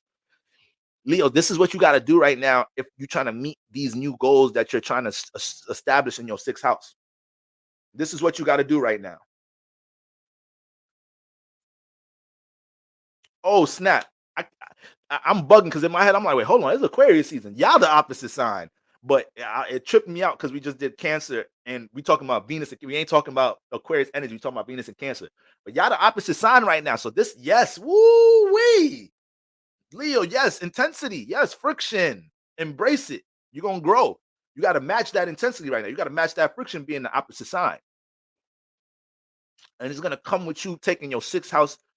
You taking your sixth house more seriously could help right now. There's a lot of Leo sun risers that ain't playing about their sixth house. They taking their wellness seriously, their regimen seriously, their routine seriously, and they feel like they're on top of the world, and they're not doubting anything they finna manifest and create through routine and regimen. They know what they finna create.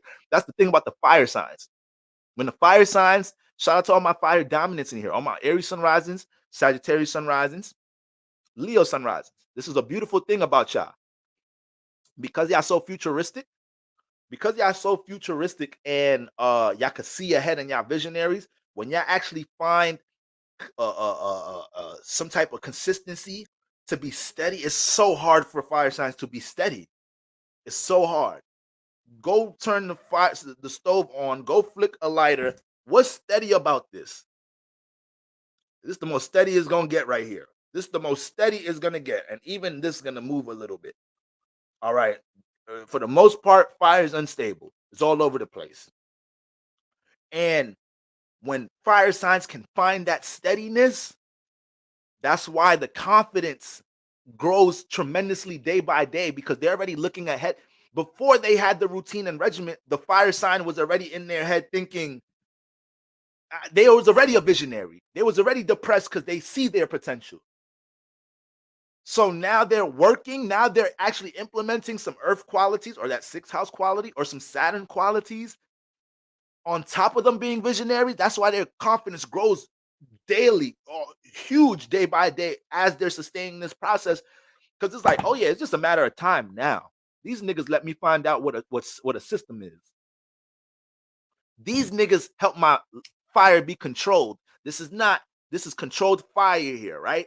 You got to hold the trigger down, whatever you want to call it, the flicker down, whatever, for this fire to come out now. I got more control on my fire, right?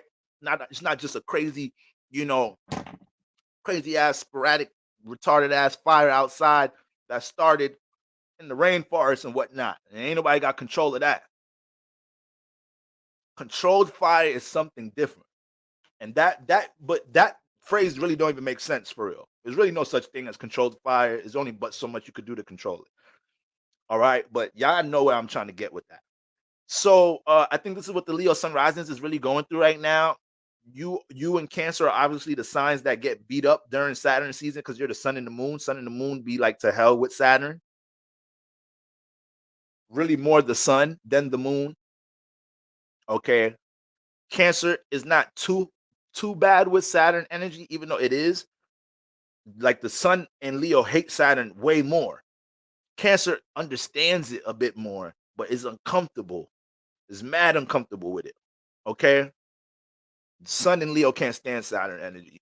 They don't like people coming in their life with a lot of Saturn energy and a lot of restriction energy and like, okay, you got this vision and creative idea, but what about, do you have this resource? How much time is it going to take? Leo, yo. Ain't nobody thinking about all that, man. All I need is the vision. You're doing too much. You take your Saturnarian ass and go do all that building and structuring, and you do that over there. I'm working with the vision of God. There go the sun for you. There go the sun for you right there. But right now, Leo's just learning how to align the vision of God with regiment. And that's going to be such a beautiful thing for you guys. And that's really the tweak you have to make right now. But guess what, Leo? It's just going to come with you having to sacrifice a lot of things that I know be hard for y'all to sacrifice because y'all the life of the party. Y'all the fifth house activity. So telling Leo to not deal with a sense of entertainment, having fun, sacrificing some more hours out of work. Like, what you mean? I just work a 10-hour shift and you telling me to work another 2 hours on the business? Oh, okay, you're tweaking. You're tweaking now. Nigga, I'm out of work. I'm not finna work some more. You're bugging. All right, Leo sun rises. Are you with me? Can I see some fives in the chat? This is a significant week for y'all. Y'all got lit up this week. So this is what I need y'all to be in a state of isolation this weekend. Do not feel obligated to be a part of things and this, that, and the third this weekend. No, y'all is not really in that state right now. Y'all is recollecting a lot of things. The full moon is transiting y'all signs, and your whole speak about fully illuminated. It ain't nothing in your subconscious you're not aware about. And if you're you could be in denial if you want. You know your attachments, Leo. You know your attachments. You know what holding your potential back. Your vision, how vivid has your visions for things been right now? You can barely go to sleep. You do things you visioned and you go into sleep and you dreaming about them. So that's what we missing right now. This tightening up process right now. Embrace the second half of Saturn season. There's beautiful things on the way for you guys. You get through this, weather this storm. All right, Leo Sun Rising? All right. All right. Shout out to my visionary. Shout out to the suns, man. Virgo Sun Risings. Virgo Sun Risings. The last trine sign. All right. All right. There you go, Rainbow Goddess 82. And guess what? Guess what? If that nigga is like, okay, it's all good, take your time to stand in third, that nigga is showing you how serious he is about your sister. Okay? Showing you how serious he is for your sister. That's all I'm saying. You move when you ready. You the moon. You the moon. Okay? You really dictate things. It don't matter how much the sun wants to express and be seen and look at me, come on, let me in. You have to let us in. We cannot just, cannot just come in y'all world and move things around. The moon has to let us in at some type of shape or form, And if we can't stay there and be patient enough until you let us in, then that's our decision then. That's our decision to bounce, do this and that third. Okay, but understand that, ladies. Understand that. Now, and look what there's 69 people in the chat when I said that. Y'all know what Cancer, that's moon energy right there. So I know that hit somebody in the chat right there. All right. So Virgos, the fifth house. The fifth house is lit up, Virgos. There's a lot going on in the fifth house right now. So a lot of my Virgo sun risings getting that praise. There's a lot of Virgo sun rises. It's funny as hell with Virgo sun rises. A lot of y'all in Saturn season has been experiencing what it is to be on the stage and get praised for it. And y'all like, yo, chill. Y'all praising me too much. Relax. I ain't that smart. I ain't that talented. Virgo, you can't even overthink the attention and praise you're getting. They yelling encore. They giving you standing ovation. Virgo like, damn, what does this mean? You know what it means. They like the music, Virgo. How you overthinking that? For real, that's what it means when they say encore? Virgo, matter of fact, all the Virgo sun risings in the building, stand up.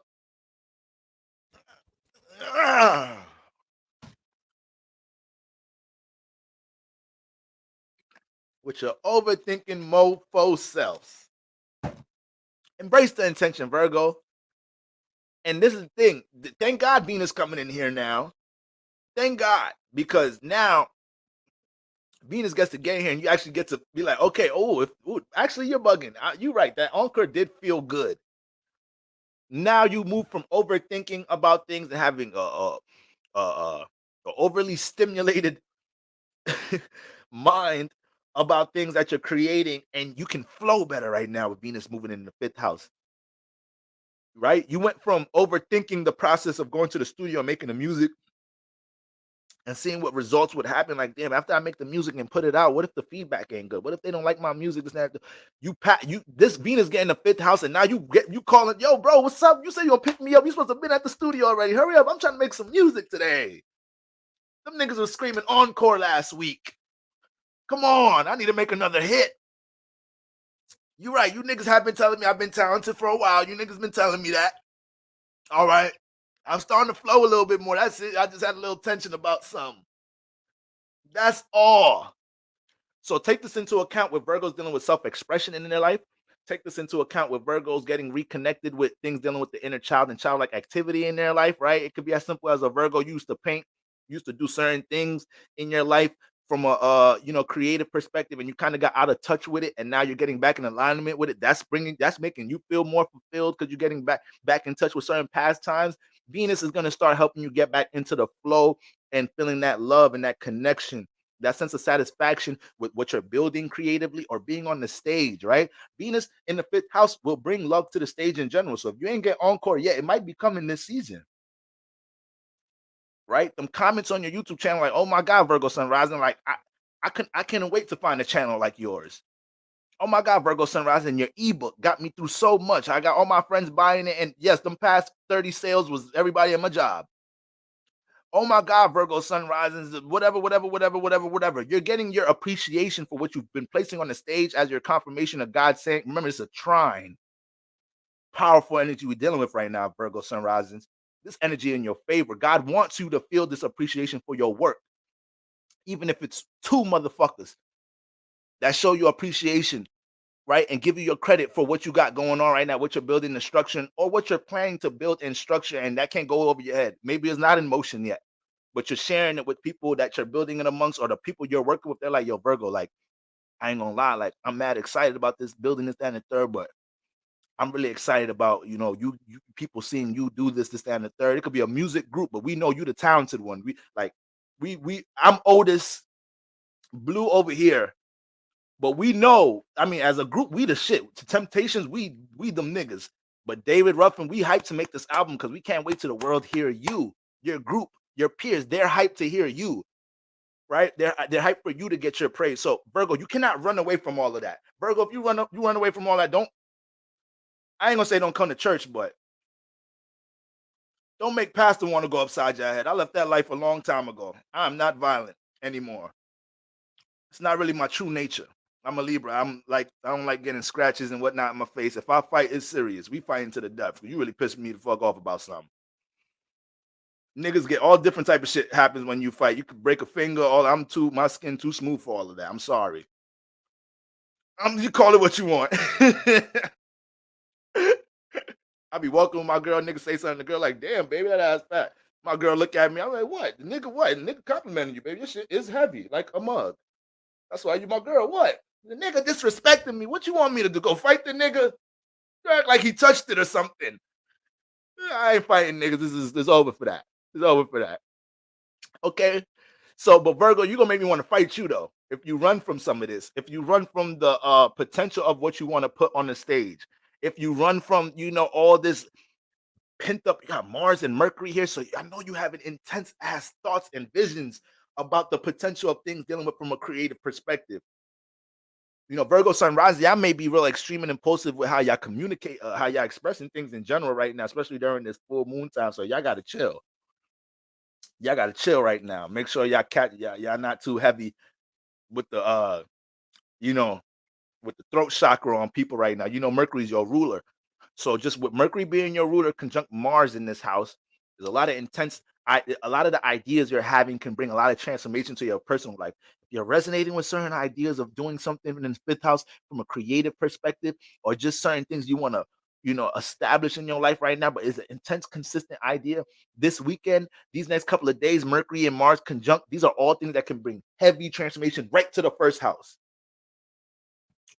Okay?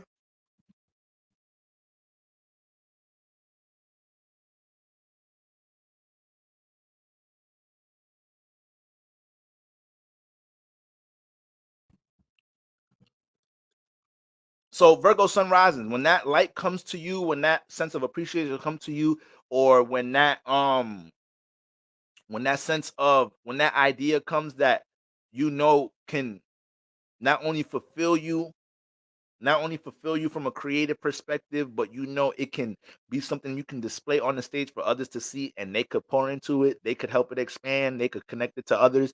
These are things you don't neglect around this time. Energies are in your favor right now, Virgo sun rising.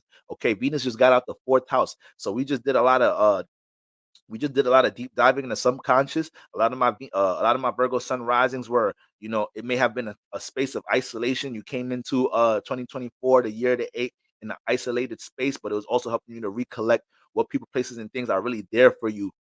When you're in your best of times and when you're not. What energy you could really honor to be in your fourth house, or what you need to filter out. So now it should be a reinvigorated sense of expression, right? Because what things are important in your life and what things are not. All right. And I need y'all to flow with that. Virgo sun risings. Okay. Libra, the last cardinal sign. Okay. Libra, Venus is in the fourth house. Yeah. Venus is in the fourth house right now. Okay. The square. So Libra sun rises, man. Listen, man. The more you can understand what your heart needs at this time right now, instead of trying to pour it into other people's lives, trying to extend your value into other people's lives, this, that, and the third, you're gonna be out of alignment right now, Libra Sun rising. You're gonna be out of alignment. You could be selfish right now, telling motherfuckers that you gotta pour into your fourth house. You gotta handle some duties close to home. You need to be in the home environment right now. You're gonna feel more uncomfortable in the home, and this is where a lot of your answers and downloads gonna come. Being in a state of privacy right now. You already got some transformations going on in the home environment. I don't know if niggas raised the rent on you. I don't know if you're planning on moving because there's something in your environment you're not feeling. Or maybe some certain things that you're just getting out of your space that you're very attached to. Remember, fourth house is a water house. All water houses deal with attachments. So you may be really buckling down on things, dealing with attachments in your life in some type of shape or form. Libra sun risings, okay, and it may be some intensity and things transforming amongst your home environment in some type of shape or form that's actually being a little heavy on you because it's not what's going on with your life directly, but you being a relationship sign and trying to bring stability to your relationships, bringing a sense of understanding to things, dealing with partnerships. You may feel like, damn, I want to get my fourth house together, my own emotional mental well-being together, but my mom really need me right now, my uncle really need me right now, my family really need me right now, and I got to learn how to find balance within myself by sacrificing some of my time to stabilize them. And it's really a difficult thing to do when we're talking about balance. Libras, we ain't never balanced. I don't know why they call us the balance. We ain't never balanced. You ain't never balanced. But right now, you're gonna have to try to find some sense of balance when it comes into the people, places, and things you really care about, and what you got going on in your first house, right? What you now you gotta understand, we in Aquarius season. This is a trying season. But we got a stellium in Capricorn that's still squaring you. So you're in a predicament right now where the things that Libra has personal aspirations for, the things Libra is creating and building in their life, it can expand so much out in the world. So you're another sign that I told you, just like Aries, just like Pisces, just like a number of other signs. There's some signs I said that need to be more in the house, and there's some signs I said that need to be out and about. Libra, you got all this activity in the fourth house, so it's really like that's what you need to balance. I ain't gonna lie. Monday you need to be out. Tuesday you need to be in the crib. Wednesday you need to be out. Thursday, yeah, you got that going on right there. I ain't gonna lie. You got to dibble and dabble. All right, you got to jab and move. Okay. So you need to have discernment. That's why you can't be out about all over the place. So the times and opportunities where it's significant and means something to pop out, relate. Oh, this great networking space. Or I had a long week of work. I could go out and have a drink with my friend and exhale this. And let it be deserving. Let it be deserving. Okay. Because once again, your fourth house space can do a lot for you. You just being to yourself right now, you being with loved ones right now, you being able to recollect and help you refine your system, what you structuring, what you building. Okay. Libra sun rising, you another sign that is be mad talented, this, that, and the third, and know how to relate to people, not big personalities. But Lord have mercy, getting y'all to be consistent with building and having a system, that's a whole nother thing right there. Some of y'all, am I lying? Some of y'all got some Libra sun risings, siblings, parents, partners. You like, yo, they so talented. They could be, but no discipline, no regimen. The talent, what they're good at, ain't never gonna blossom. I mean, floating. Libras could be some floaty mother flippers. And it's crazy because y'all Saturn exaltation sign. But that's the thing. When y'all choose to work, y'all go so extreme with it. When y'all choose to be focused and this, that, and the third, y'all be so extreme with it. Sometimes it exhausts you and you be like, you know what, I'm good. That really got a lot out of me. I mean, I've seen a lot of potential, so a lot of things happen in a short amount of time. I manifest this, that, and the third, but okay, I'll be consistent and focused sometime next year again. I'm good. That was enough. All right. So you be extreme with your sense of building a system and discipline to the point you need to learn how to balance that. All right.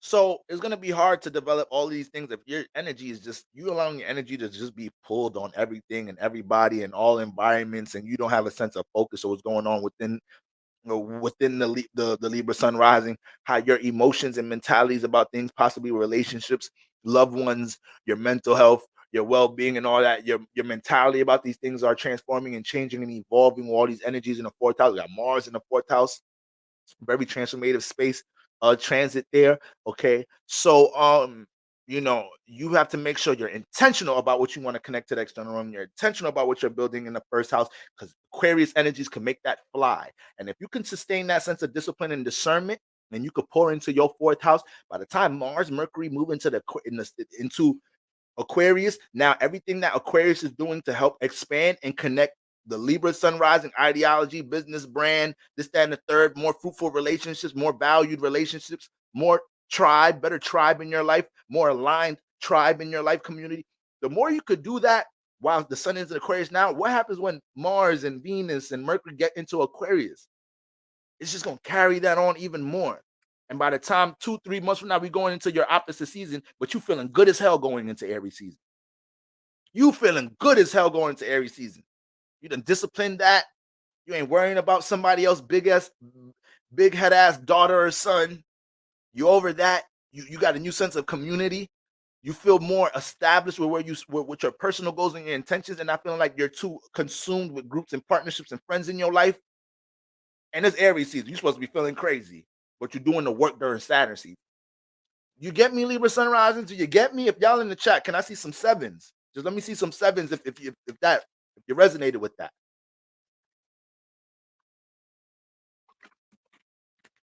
All right, my Libra sun risings. Scorpio. All right. This is a sextile. I was talking about the sextile OD when it manifested during Capricorn season, saying it's one of my favorite sextiles, because when you put Capricorn to get together with Scorpio, this is super determination, super resiliency and durability. Attention. These people right here, it may be hard to love them. Because they just too determined on what they build in instruction, and they got a undying passion and intention for what they build in instruction. So it'd be like, damn, I gotta love them when I can. Bring work to lunch, one of those. Just like I was talking about Venus and Capricorn. You gotta bring them lunch to work. You gotta see them on their off days. They might not want to even see you on their off days. They've been working so long, they want to have their off days to themselves. It'd be tough trying to get up in the Venus and oh man, it'd be tough trying to get up in there. All right, so but Scorpios, we got Venus transiting the third house right now. We know it's the peer pressure house. We already got Mars and Mercury in there, so who knows how much different ideas people been trying to different people been throwing their passions and their ideas at Scorpio. Scorpio, you should do this. You should be a part of this, Scorpio rising. You should be part of this. No, I got this going on. Come do this and this. Scorpio sun rising, getting concentrated and focused on something they got going on in their personal life. They one of the eclipse signs. They really been hibernating.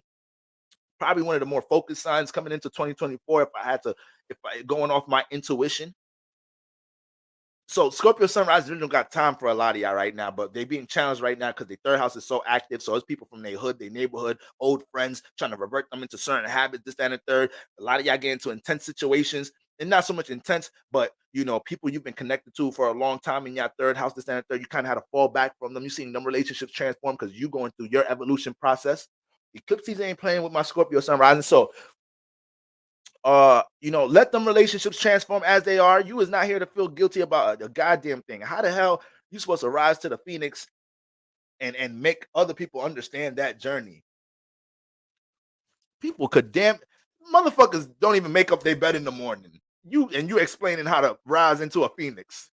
That ain't nothing to explain to nobody, aka Scorpio sun rising. When you go through your transformation processes, you is not supposed to explain nothing to a goddamn person, but people be trying to project on you. They try to guilt trip on you because you're one of the most loyal signs in the zodiac. So when the Scorpio's not there to be dependent on this and that, Thursday, like, wow, you really not picking up my call? Wow, you really ain't pop out with us this weekend? Wow. No. I'm shedding energies. I got some things going on. If y'all really bang with me and y'all really knew me, y'all know this is my energy. Y'all know I gotta go in the cave every once in a while. It's like, damn, if you was really my friends, you'd know this about me. All right. So Venus coming to third right now, and with Mars and Mercury, all the different ideas and critiques and other people throwing their passions and ideas, almost throwing you off your game a little bit, but also helping you to understand what mentalities align with you or not close to you. That's the gift in the alignment. You're seeing exactly what 2-3 people in your third house, siblings, cousins, friends, you can relate to, and they could be with you in this process. Okay, I was watching the Dr. John Deloney show, and there was a woman he was talking to. I think she got out of a crazy divorce. I think like she got cheated on a lot or something. She got out of a crazy divorce. It was devastating. And the dude, Dr. Jelani, he said, Dr. Don Jelani, he was like, look, I need you to, first of all, work on getting counselors, psychiatrists, whatever, somebody to talk to. But I need you to, he was like, do you got any friends, close friends that you could tell all of them, that you could reveal all these different, dark truths about what happened in your marriage to them, this, that, and there. He was like, yeah. Like, what I want you to do, I want you to invite them to dinner, invite these 2-3 friends to dinner, and let them know, guys, I'm going on this transformation process. I'm in this healing process, and I need you guys to really walk with me through this. That's some real nigga shit right there. This is why you don't just date anybody. You just don't have friends with anybody. This is why being detached can bring you so much golden relationships in life. Because what happens when you just having a situationship and then something very serious happens in this woman's life? And now it's making you feel crazy because you using this person for a mundane thing, and something serious just happened to them, and now you feeling like, damn, should I be there or not? This and a third. You damn near don't even know what to do. That's why you just don't align with people for no reason. You don't align with people for no reason. All of our relationships should be significant, right?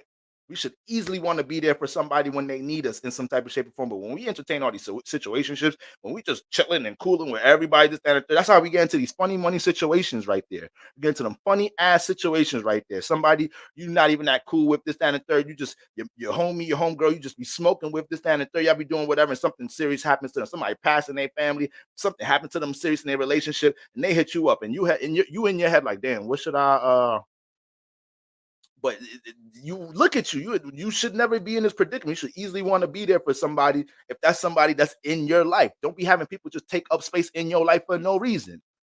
All right. So I think a lot of Scorpio sun rises, they damn near realizing shit. They damn near realizing that right there. You realizing who them 2-3 friends that could be with you on your healing journey, on your transformation journey, or on your goal-oriented, intentional journey, whatever it may be that's going on in this first house.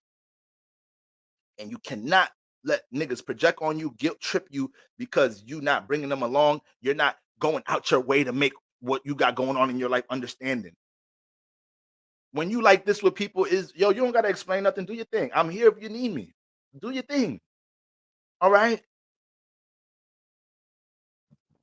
All my best friends, all my close best friends, and we don't all live in they don't all live in Virginia. I got some in Atlanta, I got some in New York, this, that, and the third. But my power circle, we stay connected through spirit. You feel me? We all know we could depend on each other for this, that, and the third, use each other as resources for this, that, and the third. We don't got to talk every day, every week, especially being grown men trying to be out here establishing certain things, right?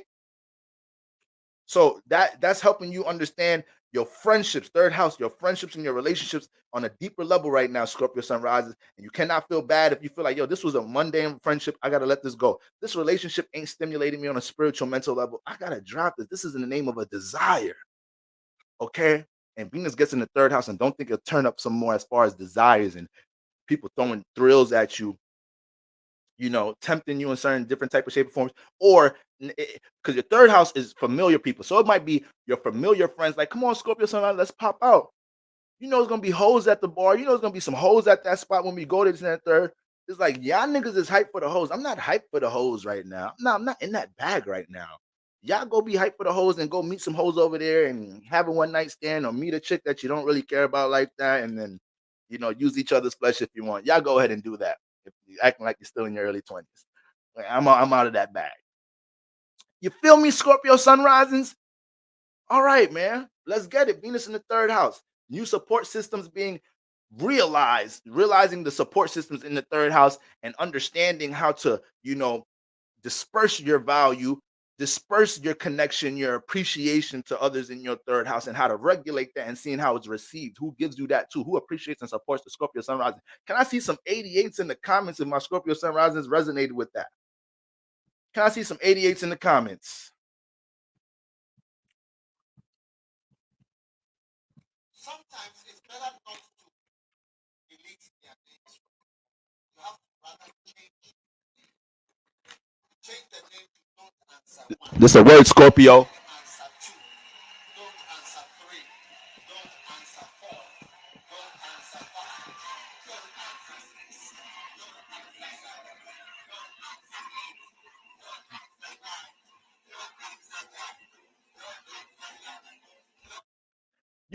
this is a word, Scorpio. That word was for you right there, Scorpio. All right. If you got to change your cousin name to don't answer 6, it is what it is. It is what it is. All right. Sagittarius. Damn, that's the last. All right. All right. Sagittarius. All right. It's the last sign. It's been a long, but I know. Y'all heard that just now. Don't front. Don't act like y'all ain't hear that just now. But I know. In a parallel universe, I really think I'd be on some singing shit. I ain't even gonna lie to y'all. In a parallel universe, it's just the high notes. I don't think I could really hit the high notes. I think I'm more of a bass nigga. I'm more of the blue in the group. All right. Now I'm like Paul. If I was one of the Temptation niggas, I think I'm Paul. I ain't gonna lie, I might be Otis. I just might be Otis. I might be the nigga. I'm a Capricorn moon. I might be the nigga that just putting shit together.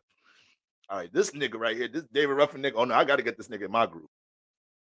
I cannot let the OJs get this nigga. I cannot let the heartbeats get this nigga right here. I gotta get this nigga David. That nigga Otis was probably calling David every morning, like, listen, brother, we serious about you. We're gonna take care of you over here. All right. I done told Motown about you and everything. They said they're gonna get a solo deal for you sooner or later. All right. I done gave you your samples.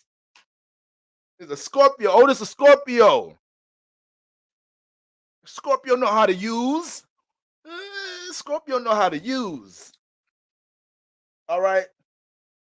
I think I'm more of a not. I embrace the Otis situation. Some of y'all ain't got the pride, and y'all want to be the face so bad. Y'all want to be the face so bad. It'd be a lot of responsibility being the face. That nigga got to stay and take extra autographs, extra pictures. It'd be a lot of extra responsibility. Sometimes being the face, you don't want to be the face. Sometimes there's days Otis just came out the arena. Everybody, David. Otis went straight to the bus. He's like, all right, man, I'm good. I ain't got to deal with all of that. All right. Sagittarius sun risings. Venus in the second house.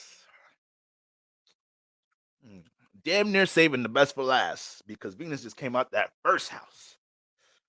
And this is one of the best places to have a Venus transit. Sagittarius sun rising. Do you hear me? It's one of the best places to have a Venus transit. You don't play when you have a Venus transit in the second house. Just that you got a lot going on, though, in the second house. You got Mars here, and that's a nigga that you got to watch in the second house. So you got some. That's the thing about having Venus and Mars in the same sign. When we have them in the same sign in the atmosphere, it'd be tough to manage that sign because they're opposites. Venus and Mars is opposites. Mars rule Aries, Venus rule Libra. Mars rule Scorpio, Venus rule Taurus. All right. Mars exalted in Capricorn, Venus exalted in Pisces. That's actually a sextile, but don't forget that example. But, all right, you got Venus, the calm, relatable, sensual one. Then you got Mars, the direct, urgent, passionate one. You got Venus, the one that be loving. You got Mars, the one that be hating. And I told y'all as a Libra Scorpio cusp, Mars and Scorpio stellium, tight Mercury, Pluto, Mars conjunction. Listen, there's a time to hate. I'm sorry. There's just a time to hate. When rappers come out and they wearing purses, somebody got to hate on that. Somebody got to hate on that. When what's the name? When what's the actor name? Stella got her group. When Angela Bassett is kissing what's the name at the Grammys or whatever award show that was, I said the Grammys, at the Oscars, whatever award show that was, somebody got to hate on it. I don't care if you think I'm a hater. Was that a positive representation for the kids? And I be hating the sheep. I'm sorry if you feel triggered or offended right now. If you felt like that wasn't, boy, you taking it too far. It was two black women loving on each other. No. Don't hit me with some of that. Because I'm seeing all these comments like, y'all be so triggered and y'all just can't stand to see black women love and support each other. That's how I done seen my mom and my auntie support each other. I see my mom and her friends. My mom got her own little woman community, and her friends, and they don't support each other like that. Y'all justify anything some nowadays, man. Y'all justify anything. All right, Angela Bassett up there. Oh, why she gotta do that at this point in her career? What type of embrace is that? People be talking about that's how women. That's just a regular embrace. Who just regularly kisses people in the mouth as a regular embrace? This is not no Italian mob family or something. Y'all ain't, this ain't no special tradition y'all got going on. That was all. And then what's her name? Regina King. That's her name. I forgot Regina King. She up there dressing like a whole. Somebody gotta hate. That's what I'm saying. Somebody gotta hate. And Sagittarius sun rising. There's a lot going on in the second house right now. All right. So you got Mars and Venus in the same sign. That's why it makes things just a little turbulent in our Capricorn houses now that Venus came in here. Right. Because as Venus is trying to slow things down and steady things up and give more flow, Mars is still going hard, pushing in there. It's just great that Mars is exalted in there. So Mars is actually the one telling Venus, like, yo, Venus, don't come in here on that bullshit. You follow me and Mercury up. That's really what's going on in Capricorn. Mars is exalted here. Mars is leading the way right now. Mars is being urgent. It's being intentional. It's damn near being impatient, but in a positive way, because the impatience is leading to a sense of urgency when it comes into building, structuring, upholding the new systems in our life, aligning passion with discipline in this mother flipper. All right. And then Venus come in here and start wanting to be all delicate. Mars is like, listen, Venus, you follow me and Mercury up. We've been doing too much work in here for you to come here with all this super sweet, soft stuff. All right. You find a person, place, or thing that could support what me and Mercury doing in here. That's how we need. That's what we need you to do, little sis. That's what we need you to do right here. Don't come in here and be like, oh my God, guys, do we have to work every day? No, Mars and Mercury want to see Venus feel good, happy, wake up in the morning, and once again feel that satisfaction from working.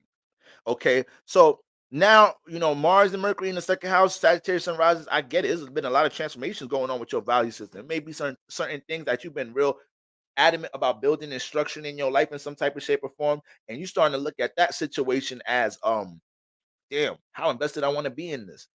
Because Mercury, I said Mercury. It's a new one right there. Because Mars and Mercury came in here, and you started to see more. You started to gain more of an attention to detail for how long and what you need to sustain things that you're building and structuring. Mars started going hard with certain things in this house, and then life started telling Mars, yo, pace yourself, take your time. And Mars like, yo, come on, damn, man. Y'all just restricted me. Let me go. But Mars needs to learn to slow down in the second house.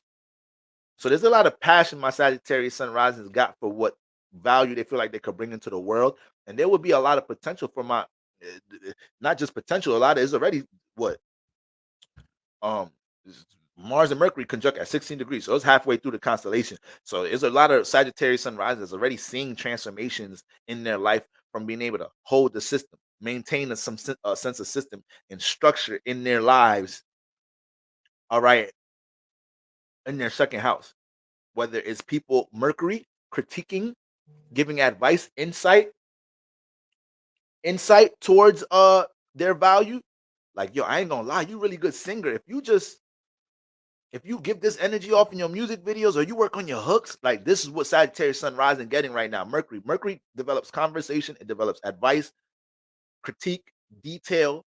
So anything that the Sagittarius sun rising finally got concentrated on, or is just simply analyzing from how they build it and structure it. Once again, give their value off, maybe something to do to make money, something that they're realizing they can use to make money, or just use to give off to the world to build something. You're getting you're being able to structure and tighten it up right now with Mercury in there. It's just that you got to tell Mars to slow it down a little bit.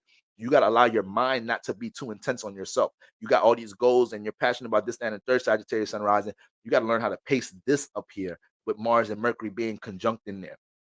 Because it's one thing if you sit your body down, but Mars conjunct Mercury, your mind's still going to be intense and racing about, we should be doing this, we should be doing that right now. No, Mars and Mercury, we are steady right now.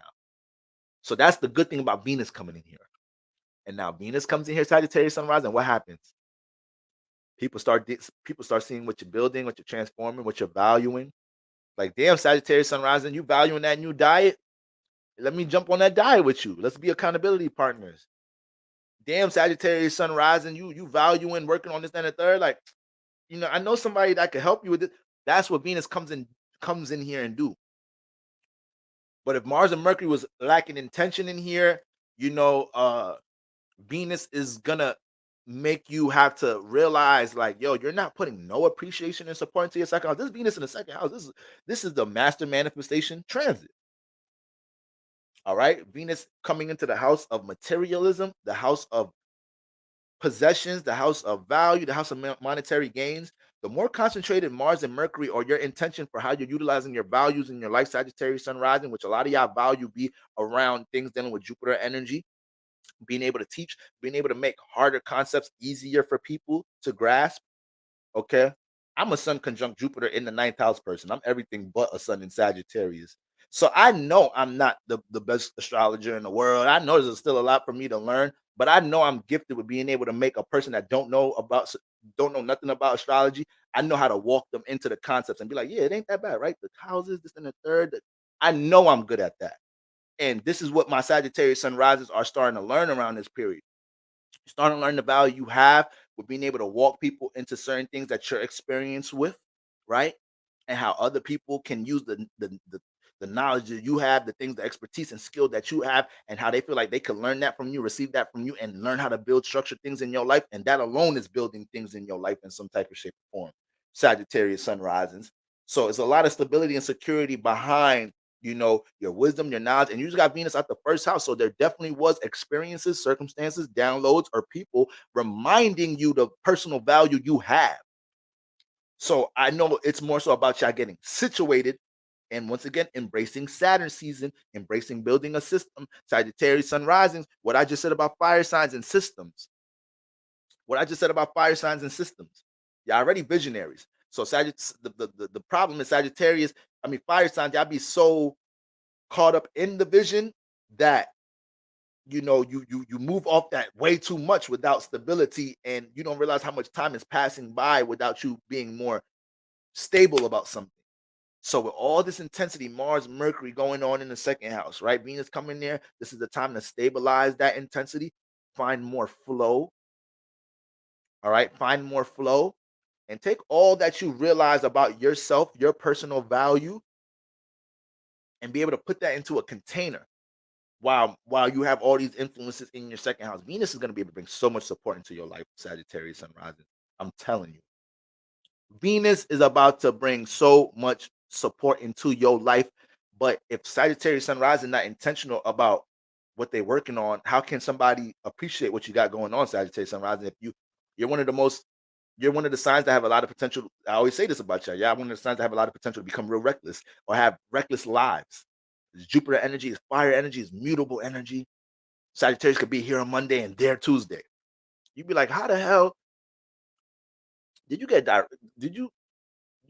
Must have been a direct flight. It ain't no way you get to New York and California that quick. You feel me? So it's like Sagittarius, some concentration, some like, guys, I'm good. I'm working on something. Leaving people on scene, like, because everybody wants Sagittarius to participate with things all the time. What's in your 7th house? Okay. So sometimes Sagittarius, you simply be having that reckless life because you entertain what other people be wanting you to do a lot of times, because you be the life of the party. You bring a lot of life into things. You have so much vitality. You have so much charisma. You're so witty. You have a great sense of humor. Okay. But you can sacrifice letting the world see those things while you're concentrated on your second house things. And when we talk about Venus in the second house, when it comes into you valuing things from a positive and negative space, Venus is going to refine that. The thing is, you have Mars and Mercury in here. So let's say you're valuing negative things. Mars and Mercury, you might have been too intense trying to connect to your desires, and your desires getting you in trouble in this space. Let Venus come in here and try to get you back on track as to what positive values are in your life. But I really don't believe that should be going on right now, because Venus just came out y'all first. No, I'm bugging. That could be going on right now because Mars and Mercury have been in here longer. Okay. I just know that Venus coming out of y'all first house That sense of what Capricorn is going through right now, realizing what value they have in the first house, and having to stay with it. It's like you can't just give it out. You have to stay with that sense of self-love, self-discipline, pouring into yourself, looking in the mirror and being like, yo, if I know I got this much worth in my first house, I got to make something of it. I got to make something to count for it. Okay. That's the phase you just got out of. So that level of being concentrated and focused with how you're taking that value. Once again, it could be something you're teaching. It could be the sense of value you feel like you have for yourself by not letting yourself connect, not letting negative people, places, and things come into your life, come into your force field. It could simply be that. It don't even have to be some extra building structure and this, that, and third for a lot of my Sagittarius sunrise. A lot of my Sagittarius sunrise, that's one of the most important things you might be having to learn right now in your life. Not allowing other people, places, and things that don't have a real sense of value for you just enter your life or think they could just enter your life so easily because you're one of the most lighthearted signs in the zodiac. You're one of the most warm signs in the zodiac. Nah, man, make some people have to show some true colors, work this, that, and the third, show some intention of why they want to be in your life and show some value. Show some value. All right, Sagittarius sun risings, family, I love y'all so much. Another late service in the books. All right, guys, enjoy y'all weekend. All right, there's a full moon, post full moon vibes. Don't do too much. Mars and Mercury's conjunct, and Uranus is about to go direct. So when we talk about intense, impulsive actions and behavior, we're not going to get caught up in that. If we're going to be the ones pushing out anything intense, it's because we're trying to conquer a cycle because it's full moon time and we know it's something that we have to conquer so we can create more clarity and more openness during our Aquarius season transits. Not just being intense for whatever negative reason because we can't sit with a certain feeling or emotion about something or we got to project something, this, and the third, because that's not wise, guys. Right? And I know everybody in here is some wise guys. All right. All right, family. I love y'all. Y'all already know what the vibes are. I will see y'all. If we don't talk tomorrow, we got the horoscopes on Sunday, and I'll definitely see y'all then. Okay. I know I got a lot of readings. Oh my God. Tomorrow I got a lot of readings to do. Okay. So y'all go ahead and check out the site. Like I said, I'm planning I've been wanting to do this class last year, but with everything I got going on outside of church and me just being scattered and fucking high for all of 2023, it was hard for me to put this class together, but I'm working on structuring this class. Once I get it up, I'm gonna get that flyer up, this, and the third. And it's lit. It's lit, y'all. All right, guys. All right. Peace, family.